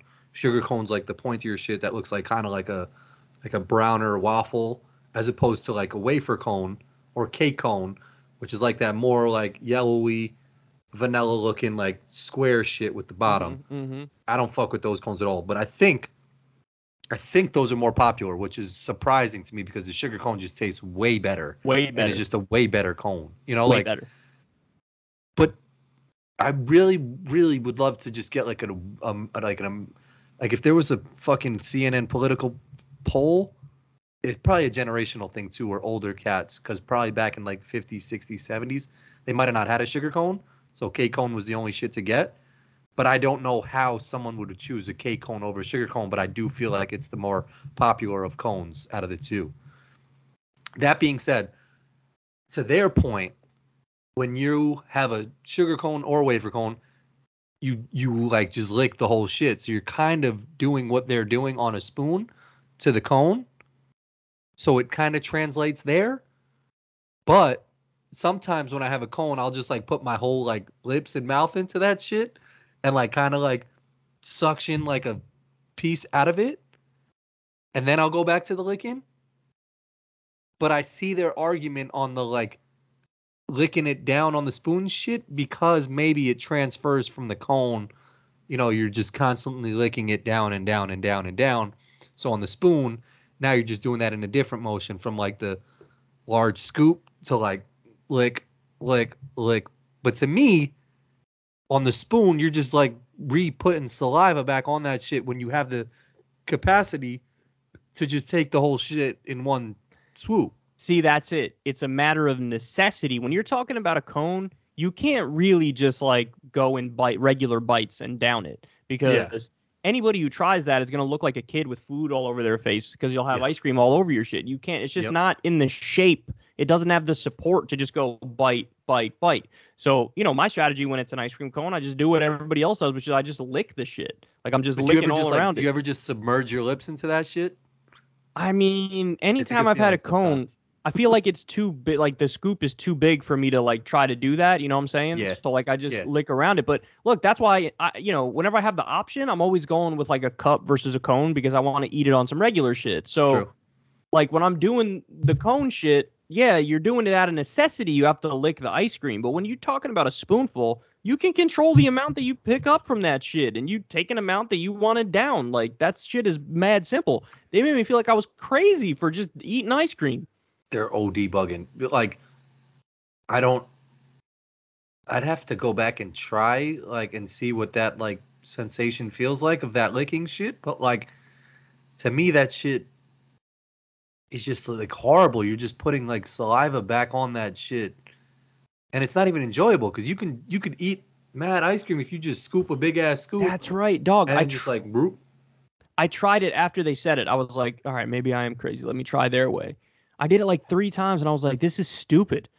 Way more flavor if I just take a regular ass bite of it. Yeah. What flavor ice cream was she having? Oh, dog. I had this crazy ass. It was we just walked around the ice cream the ice cream aisle at the grocery store, and we found I found like it was like strawberry cheesecake ice cream. Where it was like mostly vanilla ice cream with a little bit of strawberry in that bitch and then some good ass cheesecake. And that shit was fire, son. It was so goddamn good. And Ella's with me on that, but Crystal didn't like it. She doesn't like things that are like too sweet. And I was like, that sometimes shit could be a little bit sweet, yeah. I'd be interested what you think of this one. If you remember the brand, because there's a brand called like it might be like Van Luden Von or some shit like that, or like just maybe the second half, like Ludenverst or some shit. I'll send you a picture of what it Nazi ice cream. Sounds like Nazi ice cream. Probably is like Von Ludenschlagen. It is some shit like that. But Jimmy Butler did a collaboration with them. He's got like this coffee brand that he works with, Big Face Coffee, and they did an ice cream flavor. And so I was in New York City, and I went to like the actual store. And they had a picture of that shit, and I was getting ready to try it because I love coffee ice cream. Didn't have that shit. Oh. Didn't have it. I was so pissed. But they had like all these other flavors, and in the grocery store by me, they have like this strawberry cheesecake shit that's probably banging. But to Crystal's point, it might, like if you have too much of it, could probably be too sweet. I'm curious for you to taste this shit because I want to know your opinion on it. It's so good. You eat a lot of it because like cake batter is the same for me. I can eat like 2 scoops. But if I were to have a whole cup of that shit or a whole cone, I'd be like, it's giving me a headache. No, I relate to that because I do feel like there are a lot of desserts that fill me up so quick. Like I love lava cake, but if I have like 2 bites of lava cake, I'm like, damn, I'm sort of full. It's just so filling. But I've never been a lava cake guy either. I don't know. I like Molly it. Swears by lava cake, but I don't like that's the one that like looks like it's like kind of fluffy. Like it's like fluffy. Little fluffy. They're kind of small, but they're fluffy, and then they got like the hot fudge inside, kind of. It's I love. I don't like the consistency of that. Like Applebee's used to have a lava cake, chocolate molten lava cake. I never fucked with that shit. I was never like a lava cakey. Last night we had have you ever had Magnum bars? Yeah, it's like a chocolate. Yeah. So we had it's chocolate, and then right underneath it, it's caramel, and then it's vanilla ice cream underneath that. Yeah. And so first of all, they're OD expensive. Like they're really expensive for no goddamn reason, number one. But number two, we had it yesterday, and I was like, oh, I sort of get why these shits are mad expensive because it was so goddamn good. Like everything, the chocolate was so like Rich, quality. right? Yeah. Yeah, the Yeah. caramel was so good, and then the vanilla ice cream was some of the best vanilla ice cream ever, and it's just inside this bar. Yeah. You got to try. It's not too expensive, but there's only like 3 cones in the shit. Dove makes a chocolate bar.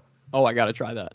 That's banging. And it's just milk chocolate, and it's like same shit. There's no caramel though, but it's like chocolate hard covering on the cone, and then the vanilla shit underneath it. But like that first bite, you kind of like crack it, and like it's like shattered glass. Like you can get like a perfect crack, or that shit could crack, and like you get the whole side sometimes, or like you bite and just the top comes off. Like it's kind of like a little like you.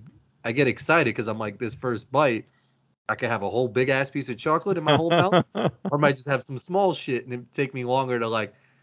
Sometimes it's good when the top breaks off because then you get like that first initial chocolate, and then you can kind of use your teeth to get like the whole side panel off, and then you're just an architect with that shit because then you can like take the left side off, and from there you can just fucking maneuver your whole way around all the chocolate. I'm about to ask a crazy question about this cream.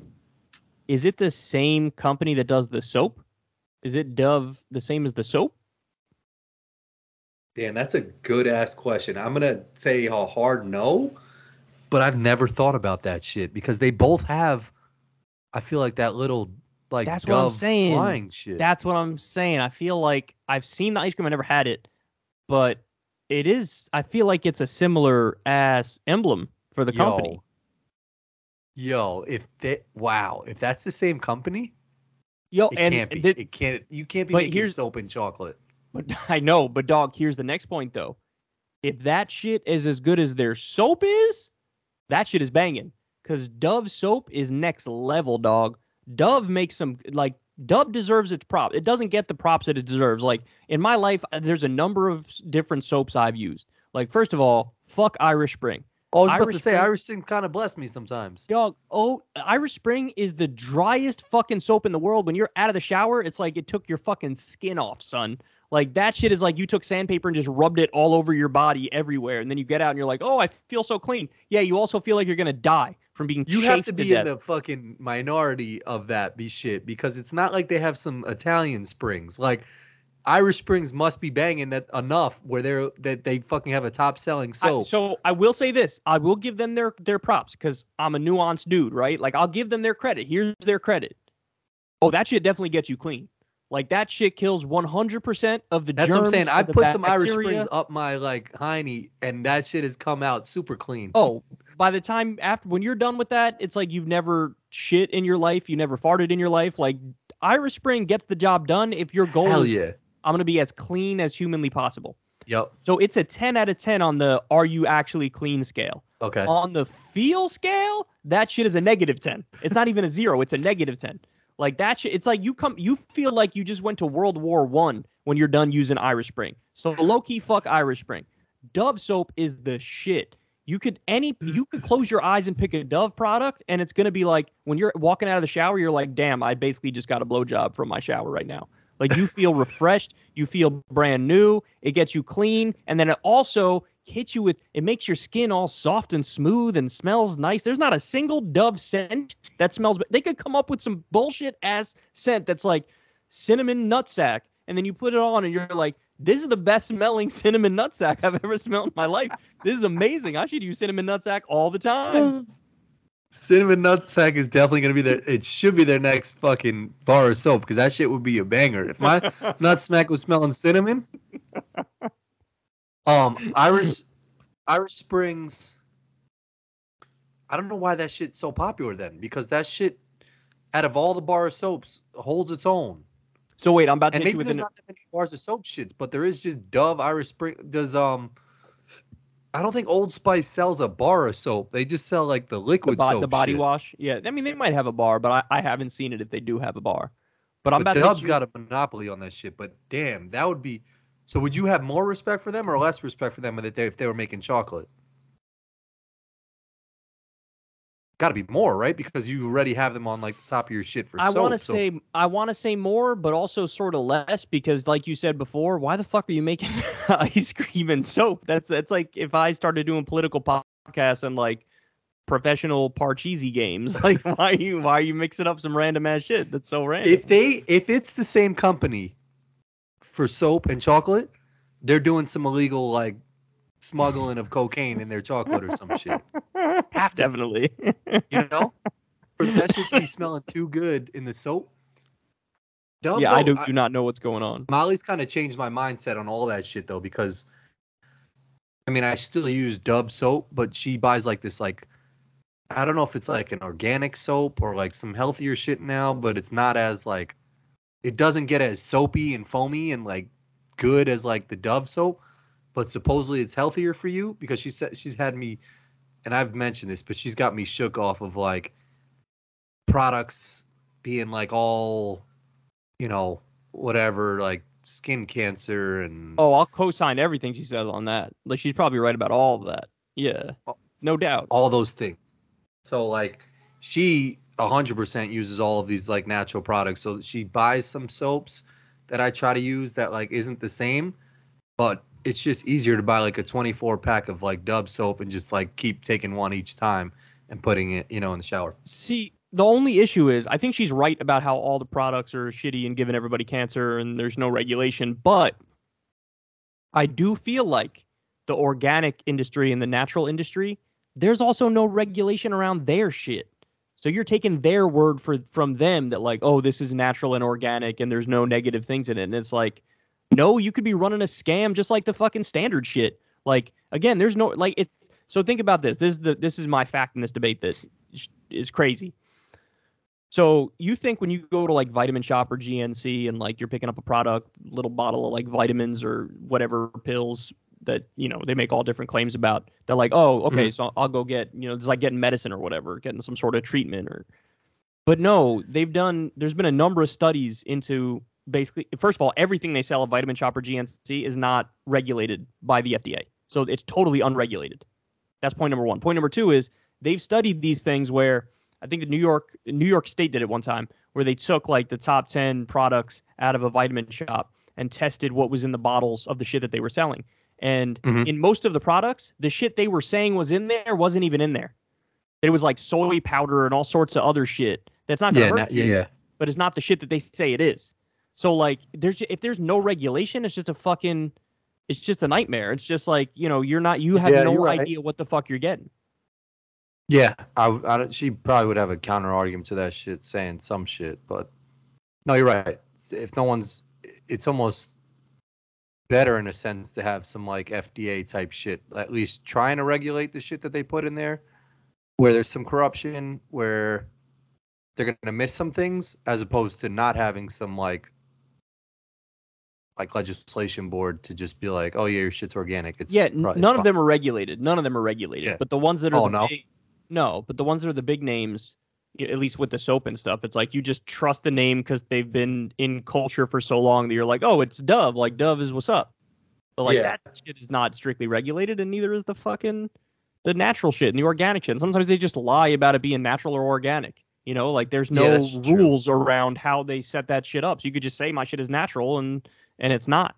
But I'm about to give you. Yeah, and it's usually like 17 people working in their factory, so like they might be doing some more illegal shit. OD. I'm about to give you a crazy fact about Irish Spring, though. You're gonna like this. So Crystal has it at the house, and I remember looking at it like, that's weird. Like we've never used it in the shower or whatever. And then I was like, why do we have all these Irish Springs? She was like, she likes to use it in the garden because there's a big thing online when you are trying to figure out how to keep deer away from eating your flowers. Deer hate Irish Spring. So if you take a knife and do little like shavings of the Irish Spring all around your garden, deer won't eat your flowers. You can also probably put like shit in your garden. Like, why waste money on Irish Spring? Like, you'd be surprised. I don't think the shit will keep away deer or other animals. Like, I think there are very specific things. There's like deer repellent spray that works, but the Irish Spring doesn't smell as bad as like the deer repellent spray. Discovered that shit, or how did that get out? That Irish Springs is somebody like me who used it once and was like, what the fuck is this shit? It was just like, fuck this, and threw it into the yard. Yeah. Yo, in my yard there was it was mad weird because it was yesterday. I left my house and I smelt some shit right outside my door. There's kind of like a garden, like there's my windows to the front of the house. Then underneath it is like some mulch and like, grassy type, like flowery shit before you get to my grass. And I walked out the door and I was like, it smells like chlorini, or like it smelled funky. Like that shit smelled bad. Didn't think about it. And then I came home and I saw in there was like this big ass mushroom. Like it looked like a big ass, like pale ass penis. Like, Oh, the dick shrooms, bro. That we get those too, man, and they smell terrible. so the shit was like decapitated, like someone had chopped that shit, and half of it was like off to the side, and then there was a big ass like root underneath like the mulch shit. And I was like, that's the shit that's making it smell horrible right now. And I like got close to it. That shit smelled so bad. OD bad. But but that shit like had been growing for a hot minute. No, they grow fast.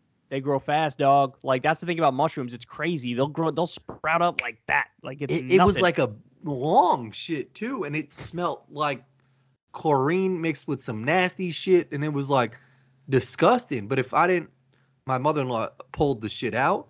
But I knew that was the shit that smelled, and I was like, that's the shit. That like, well, I don't know what the fuck that is, but that shit is not a part of whatever we're doing here. We get those too. We get the dick shrooms too. Yeah, they're terrible, man. They smell so fucking bad. It's just weird how there's so much shit. Like, how is that even a thing? Like, why is that fucking growing like that? You have no idea. So Crystal puts a lot of time and effort into the garden. She likes gardening. Yeah. And she has all like beautiful flowers all over the place. And when it's peaking, it's really pretty. Like you look at it, you're like, damn, that looks good.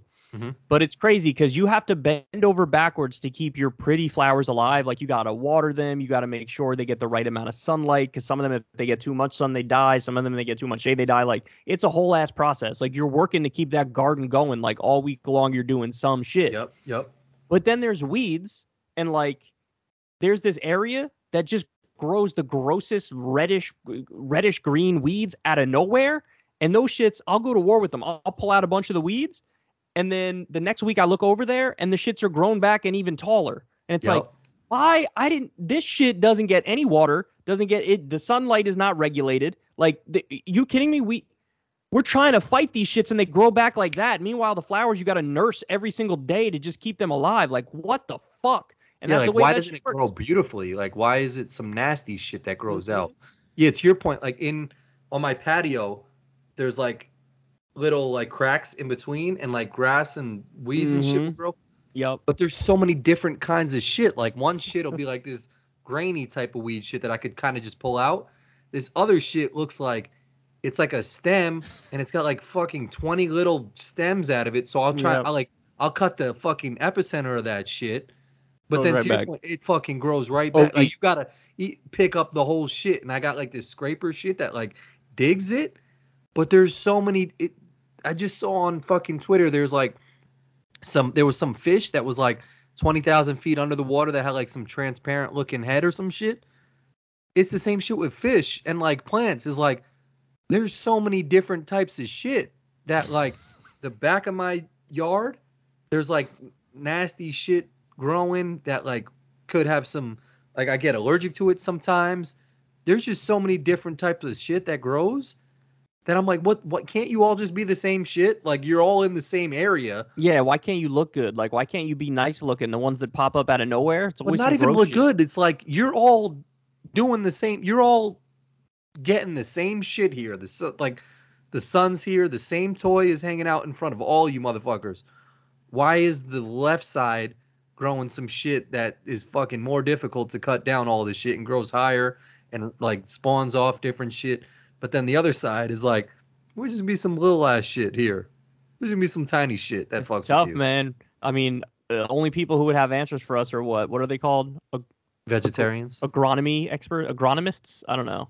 The grass experts, the people who know exactly what to do, how to feed them, how to raise it and shit. Oh, there's like plant expert. Oh, well, there's probably a plant expert. That's a botanist, I think, a plant expert. But I'm talking about the grass expert who would know about all the grasses and all the different weeds and shit. Oh. But yeah, like we've had that experience and it's crazy. Like next time I look at that spot, the weeds are gonna be back. Dog, I tried to be weed Hitler. Like I tried to genocide those fuckers.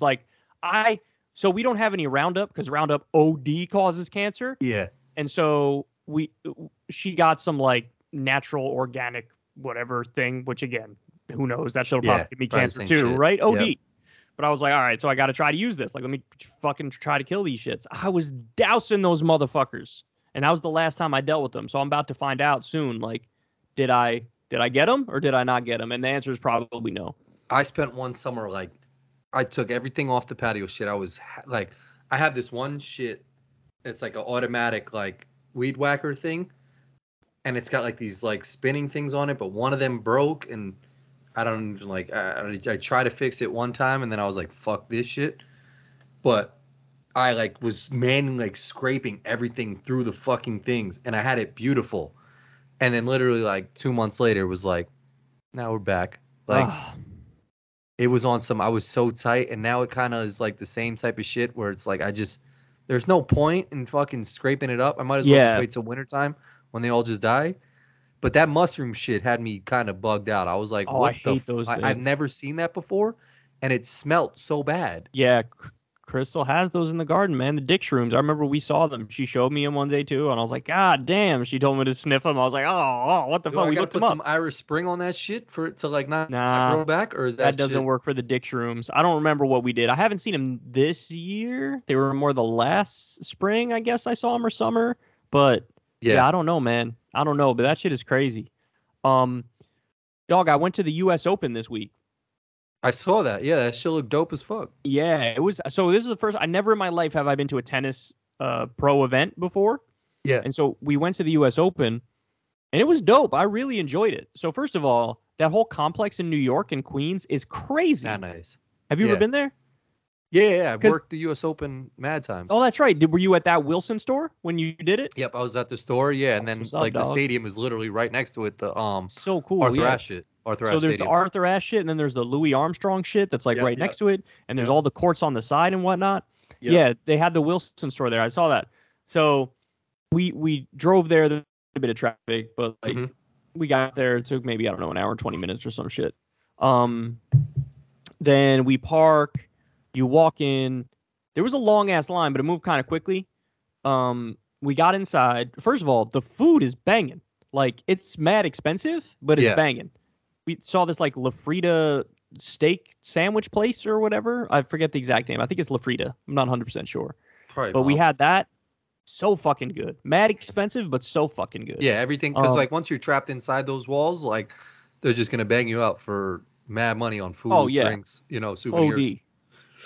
So we watched Andy Murray versus Berrettini, and we were close too. Yeah, it was so cool.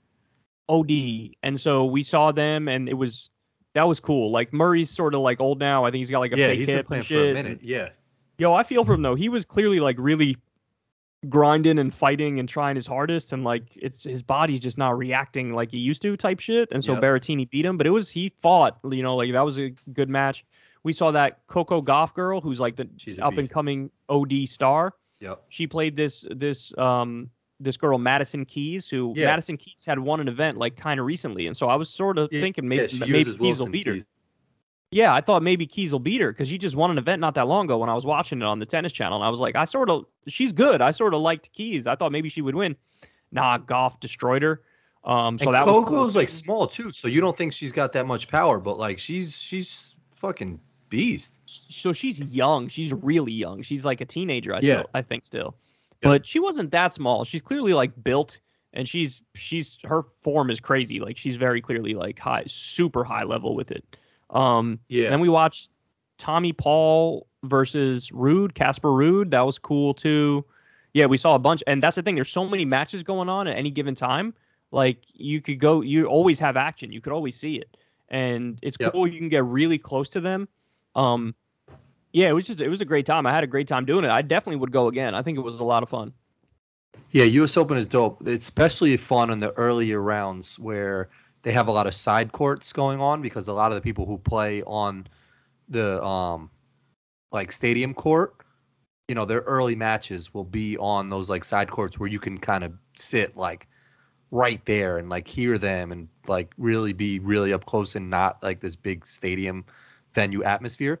I remember one year, might have been the year she won, but I was like, I was just like I was working the U.S. Open store, and I took like a lunch break or something like that. So I went around to some of the matches, and it was like nobody in one of these small ass venues, and I sat like it was almost like I was sitting next to her. I watched Naomi Osaka. Osaka. Oh, that's crazy. Like she got knocked out this year, but she's a beast. Yeah, she She won won. like 6-0, 6-0, and I was Wow. sitting right there, and then she went on to win the shit. And I like Wow. saw her up close, so it's cool because people like that at the U.S. Open where you can like kind of watch these side matches in these small venues, like pretty intimate, and get close to these people who are probably going to be playing on center court or one of these bigger matches later on in the tournament. So like, I think it's like a real, while it's a big venue, it's still like an intimate feel where like, you know, the crowd like really gets into it. And like, yeah, the tennis atmosphere at the US Open in New York is just like, it's a good vibe. And I think that's why Serena wanted to do like her last, you know, event there. I don't know. I feel like a lot of the other, it's like definitely like a prestigious like event to be at. Tickets are expensive for like Wimbledon and all those other, you know, Australian Open and shit. But like the new like U.S. Open's New York, it's still gritty. You can find some tickets and like get in the building. And like I I don't think know, it's like again, like the New a York crowd is hundred. just dope. It's 100 or 110 just to get in. And if you get Yeah, in, you have access to most to the whole of the grounds, right? Yeah. courts. You're not going to get access to Armstrong. You're not going to get access to Arthur Ashe. You have to Yep. get separate tickets for those shits. Yep. It didn't used to be like that, by the way. This older dude I play golf with was like, when I was younger, you could pay for a ticket and go into any one of Oh, the really? stadiums. Yeah, it used to be like that. They changed it since. So now you have to pay for Armstrong and Ashe, and I don't know, maybe one other. I'm not sure, Uh-huh. but a lot of the outside courts, which still have good matches, you just have to pay to get in, which is like 100 or like 110, something like that, Yeah, just yeah, to yeah. get in. And the food is going to be expensive, but you can get in there. And then the thing is, like a lot of even the good players also play doubles Yeah. or play mixed doubles. And so if they're playing doubles or mixed doubles, they're definitely going to be on one of the side courts at one point. So you could go see like Kyrgios, who's, you know, a big name now. Yep. You could go see him playing with that guy Kokonakis, his doubles buddy. And again, you don't have to, you know, get into the big ass stadium. But we got tickets for the stadium, and we were OD close in Arthur Ashe. It was Yeah, so so that cool. shit look dope. Yeah. Yeah. And I actually kind of like them evenly. I thought I would like being behind the players better because you get like the view of one of the players and you could see it going back and forth like that. I did like that, but we also had like a side look, and I think I liked that just as much. I thought that would be a little more annoying because you got to like back and forth like crazy. But nah, it was cool. It was really cool. Yeah, U.S. Opens was dope. I was kind of disappointed to see Serena lose just because like Yeah, me too. Me too. I was there that day. I didn't see her I know that's why play, I was but like, I are was you there that gonna day. see Yeah. Serena? That would have been fucking. Were you still on the grounds when she was playing? Because it must have No, been bananas. I wasn't. And the Oh, tickets okay. for her shit were like Yeah, stupid, right? Yeah, thousands. Yeah. yeah. But like, hers was disappointing because like she clearly and like should have won that match, but didn't. But she also played like one of her best matches. That I think for her going out, she probably got to feel content just knowing that like she dead ass left it all out there. But for an athlete, like it must have just been such a surreal moment to like for as long as she was playing to just know right then that like that's it. Yeah, dog, she staved off, I think it was 5 match points. Yeah. She staved off 5 match points. Yeah. But she also was up like 4-1 and then 4-0 like in the I think, first wait, no, didn't, I think she lost the first set and won the second set, right? yes. Yeah. Yeah. So she was down and she fought back and then she ended up losing. But she should have won the first set. She was like up 4-1 like Oh, right. Yeah. in the second set she won, and then even in like the third set or some shit, like she was up again. Like she kind of blew it, but also just like played her heart out. Like it she ran played its her heart course. out. Yeah, And she's also older now too. Yeah. She's clearly, I mean, she had a kid. She's clearly not in as much of tennis shape. I mean, she even said it at the end. She was like, I wish I started playing earlier in the season. exactly. So that by the time I got here, I was more in form. Because she was, you know, she was carrying around like 10 or 20 extra pounds versus when she was in her prime. And that's not easy, man. No, Because no. these motherfuckers who play tennis, they have to play sometimes for like 5 or 6 hours. That girl she was playing against looked like a machine. Like she just didn't retire. And Molly, I think her match went like 3 hours or 3:10 or some shit, and Molly was like, that's insane. So we looked up the longest tennis match ever played. It was like days.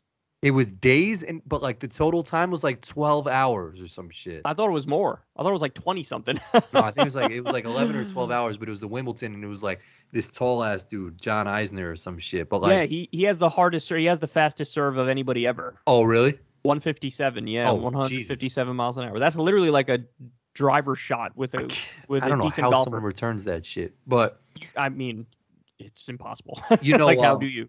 Serena's husband started Reddit, right? Yeah. What's his face? What's his name again? Alexis Oshani or some shit. Yeah, Ohanian, something like that. Yeah, like Alex, like something. It might be Alex Ohanian, something like that. Yeah. Is Reddit just a site where you can talk? Does it do anything? I mean, if I had to sum it up, I would say what you said. Yes, it's like a message board, like an underground, like just talking site. Yeah, it's like a message board type shit. Yeah, like somebody says something, you can respond to it. Yeah, and it's like the threads develop there. I'm sure there's like a Kyle Kulinski or a Secular Talk Reddit. I'm sure there's one. Oh, and I'm sure the people over there probably hate me because everybody's Reddit apparently hates them. Like what happens is you have this creator, this YouTuber or whatever, and like a Reddit will pop up and it'll be like supporters of them. And then over time, over like the course of a few years, people are just like, fuck this guy. I don't agree with him anymore. And it's just everybody shitting on him. Like I know the Rogan Reddit, especially Rogan recently with his like sort of heel turn a little bit. People like his own Reddit was like shitting on him. Like, this is not old Joe. Old Joe wouldn't say this and wouldn't say that. And he wouldn't believe this and he wouldn't believe that. And that happens to everybody. I feel like everybody's Reddit turns on them. But I don't know where the need for like a message board, like, isn't that what Twitter is? And Reddit is just more conversational? Nah, I mean, it's definitely different. Look, you have to talk to somebody who's like a Redditor, you know, who's like, who does it all the time. I'm not equipped to have this conversation because I'm such a boomer and like, I know what I don't know and I don't know Reddit, but there's definitely a reason for it. There's definitely like, you know, a reason why people love it and why it's still big to this day, you know? Yeah. I just got a fucking 55-inch TV and I'm kind of excited about it. I was a little mad because I have a smart TV in my room, and I used a Fire Stick with it. I don't know if you use a Fire Stick or not. I never have, no, but I know people who have. Yeah.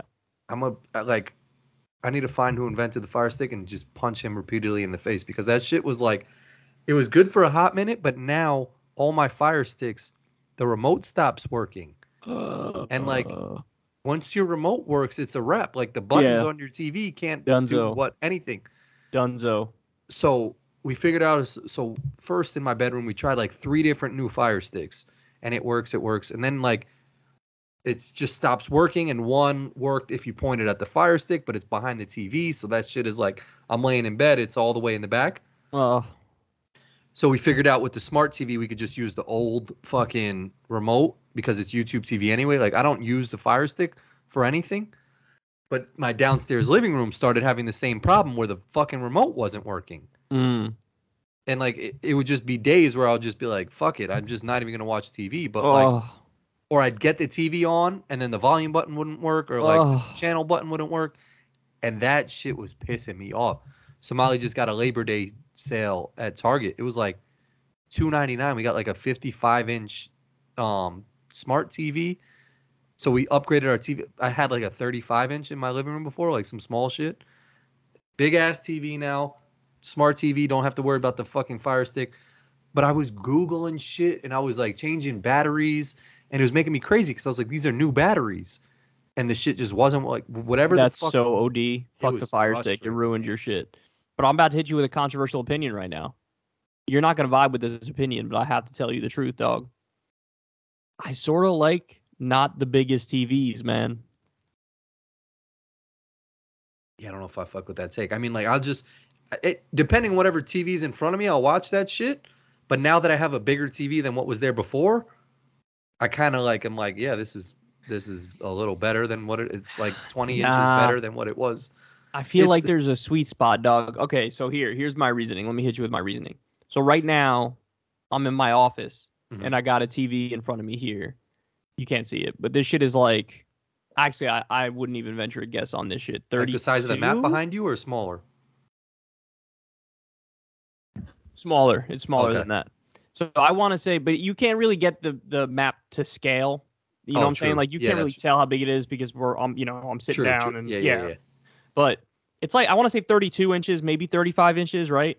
But it's got, and it's an older TV. It's a Sharp TV. It's got a really good picture on it. It's got like a vivid picture.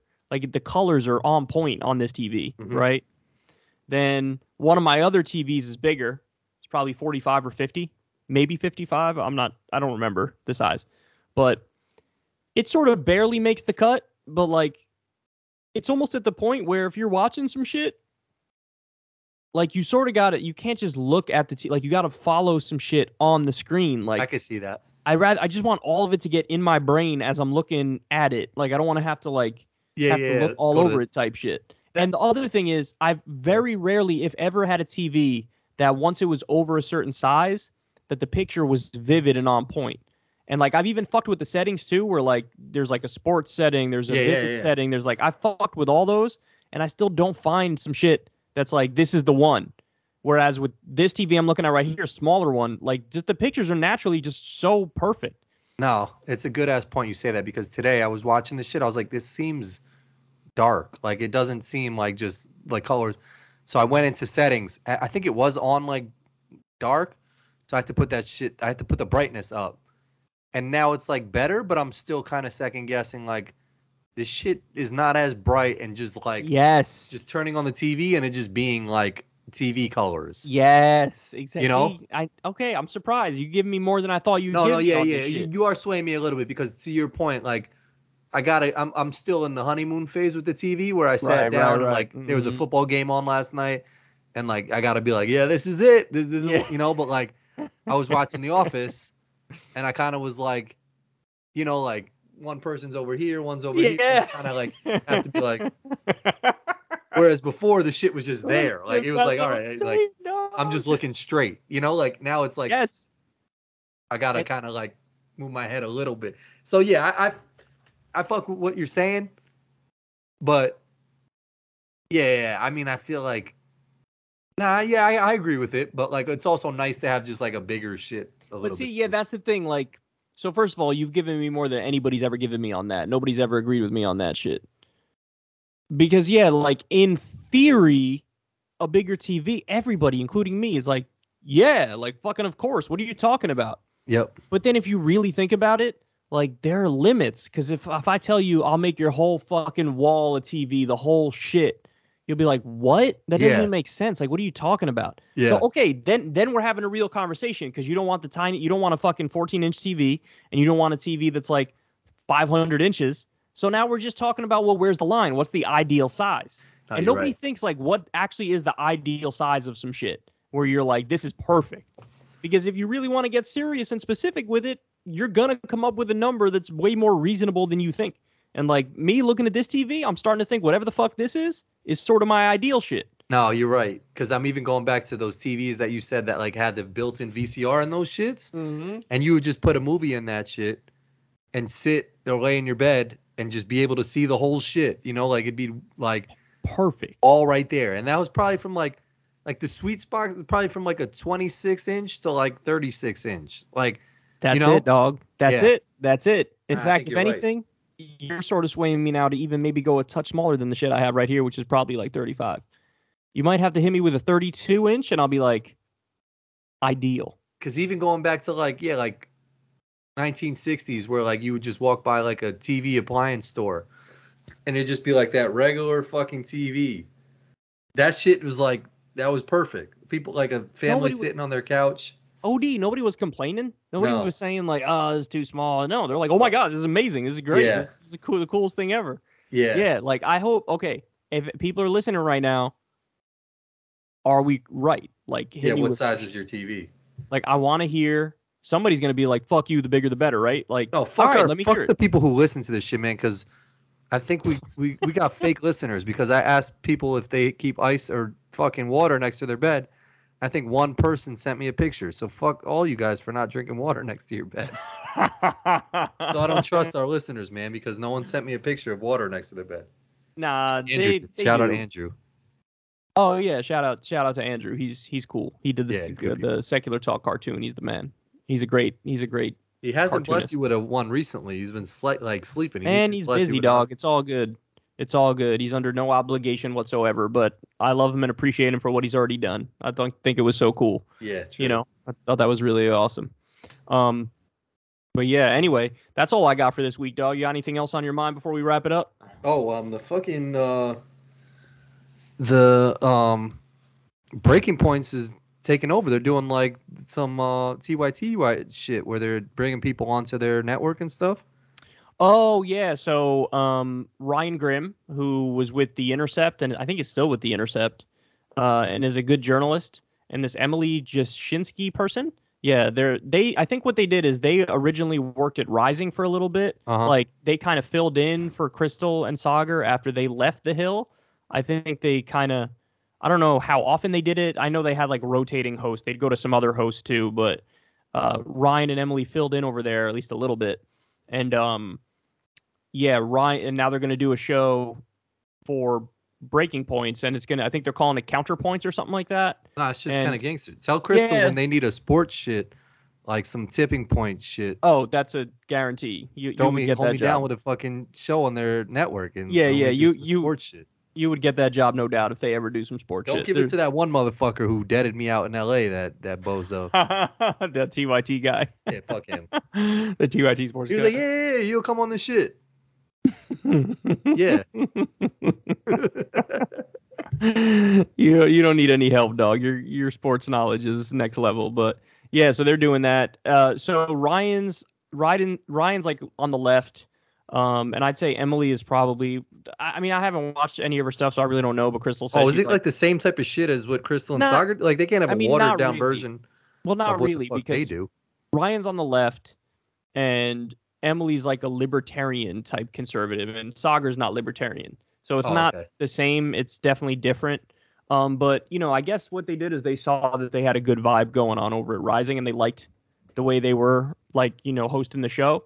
And so, they're letting them do the show on the network, and yeah, whatever happens, happens. So pretty excited about it. Good for them.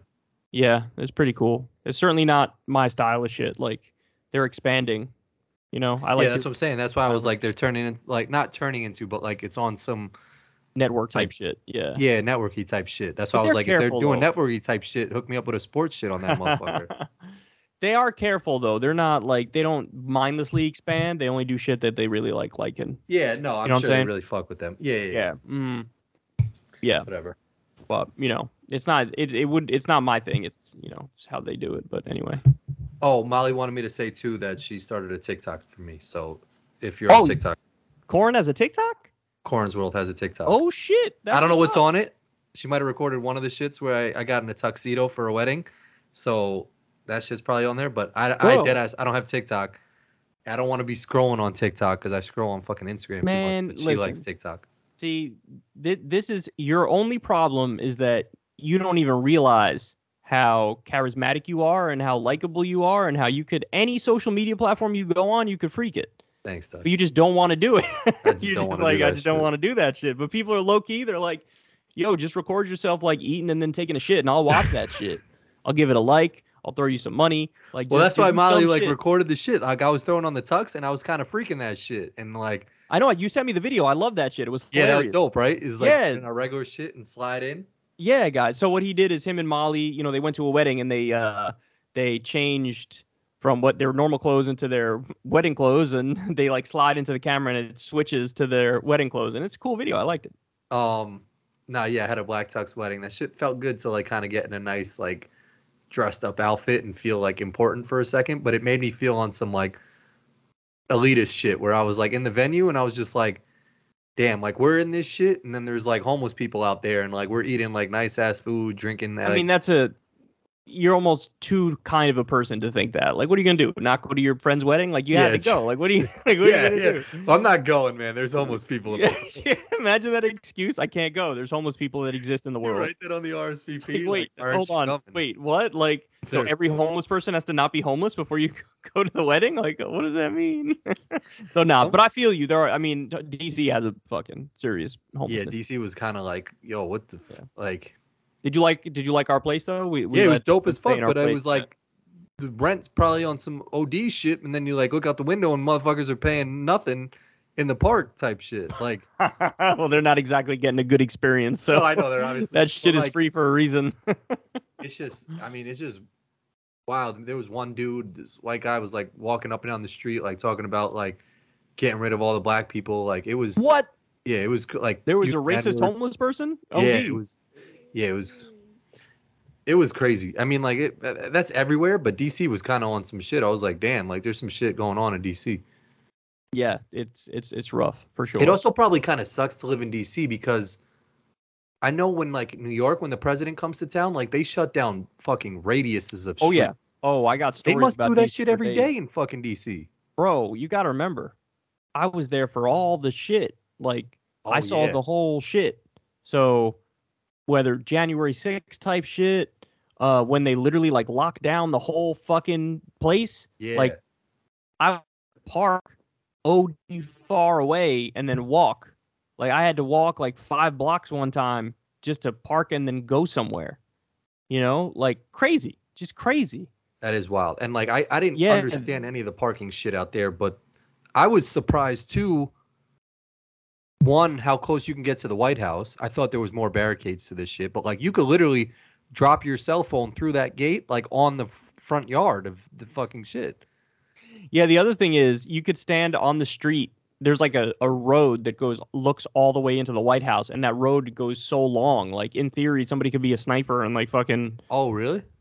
I mean, yeah. If you're looking at the White House, there's a road. Yeah. Like there's the fence, there's the White House, and then there's a road that goes. It's just like a straight road that goes miles. Oh, yeah. I think I see. And like you could see the White House from blocks away from the White House, so you could see the windows and shit. So any sort of like assassination attempt is possible. I was like so fascinated. Yeah, no, that I was surprised too how far from the White House like Congress was where the January 6th shit was.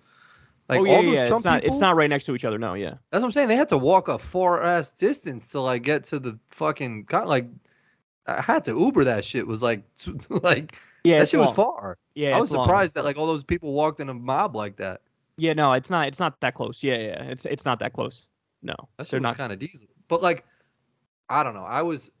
I know the fucking White House is just a whole bunch of just like prior to like 90s, just a whole bunch of just like racist ass presidents and all this shit. But like, it's still bad. Like, no, it still is. But like, I thought it was cool. Like just looking at it. Like I went there twice and kind of was just standing outside, like looking at it. Yeah, Molly super cool. Molly was like, I don't give a fuck. Like she really, she didn't care at all. She didn't care at all. But I wanted like a picture in front of it, and like it was just like to me, it was like there's just mad history and all the buildings, like Washington Monument and all this shit. Like I thought it was mad cool. No, it is cool. It is cool. I don't care what anybody says. Like we all know how corrupt it is, how terrible it is, how imperialistic it is. Like we all know all those things, but it's just cool as a tourist destination to see that shit.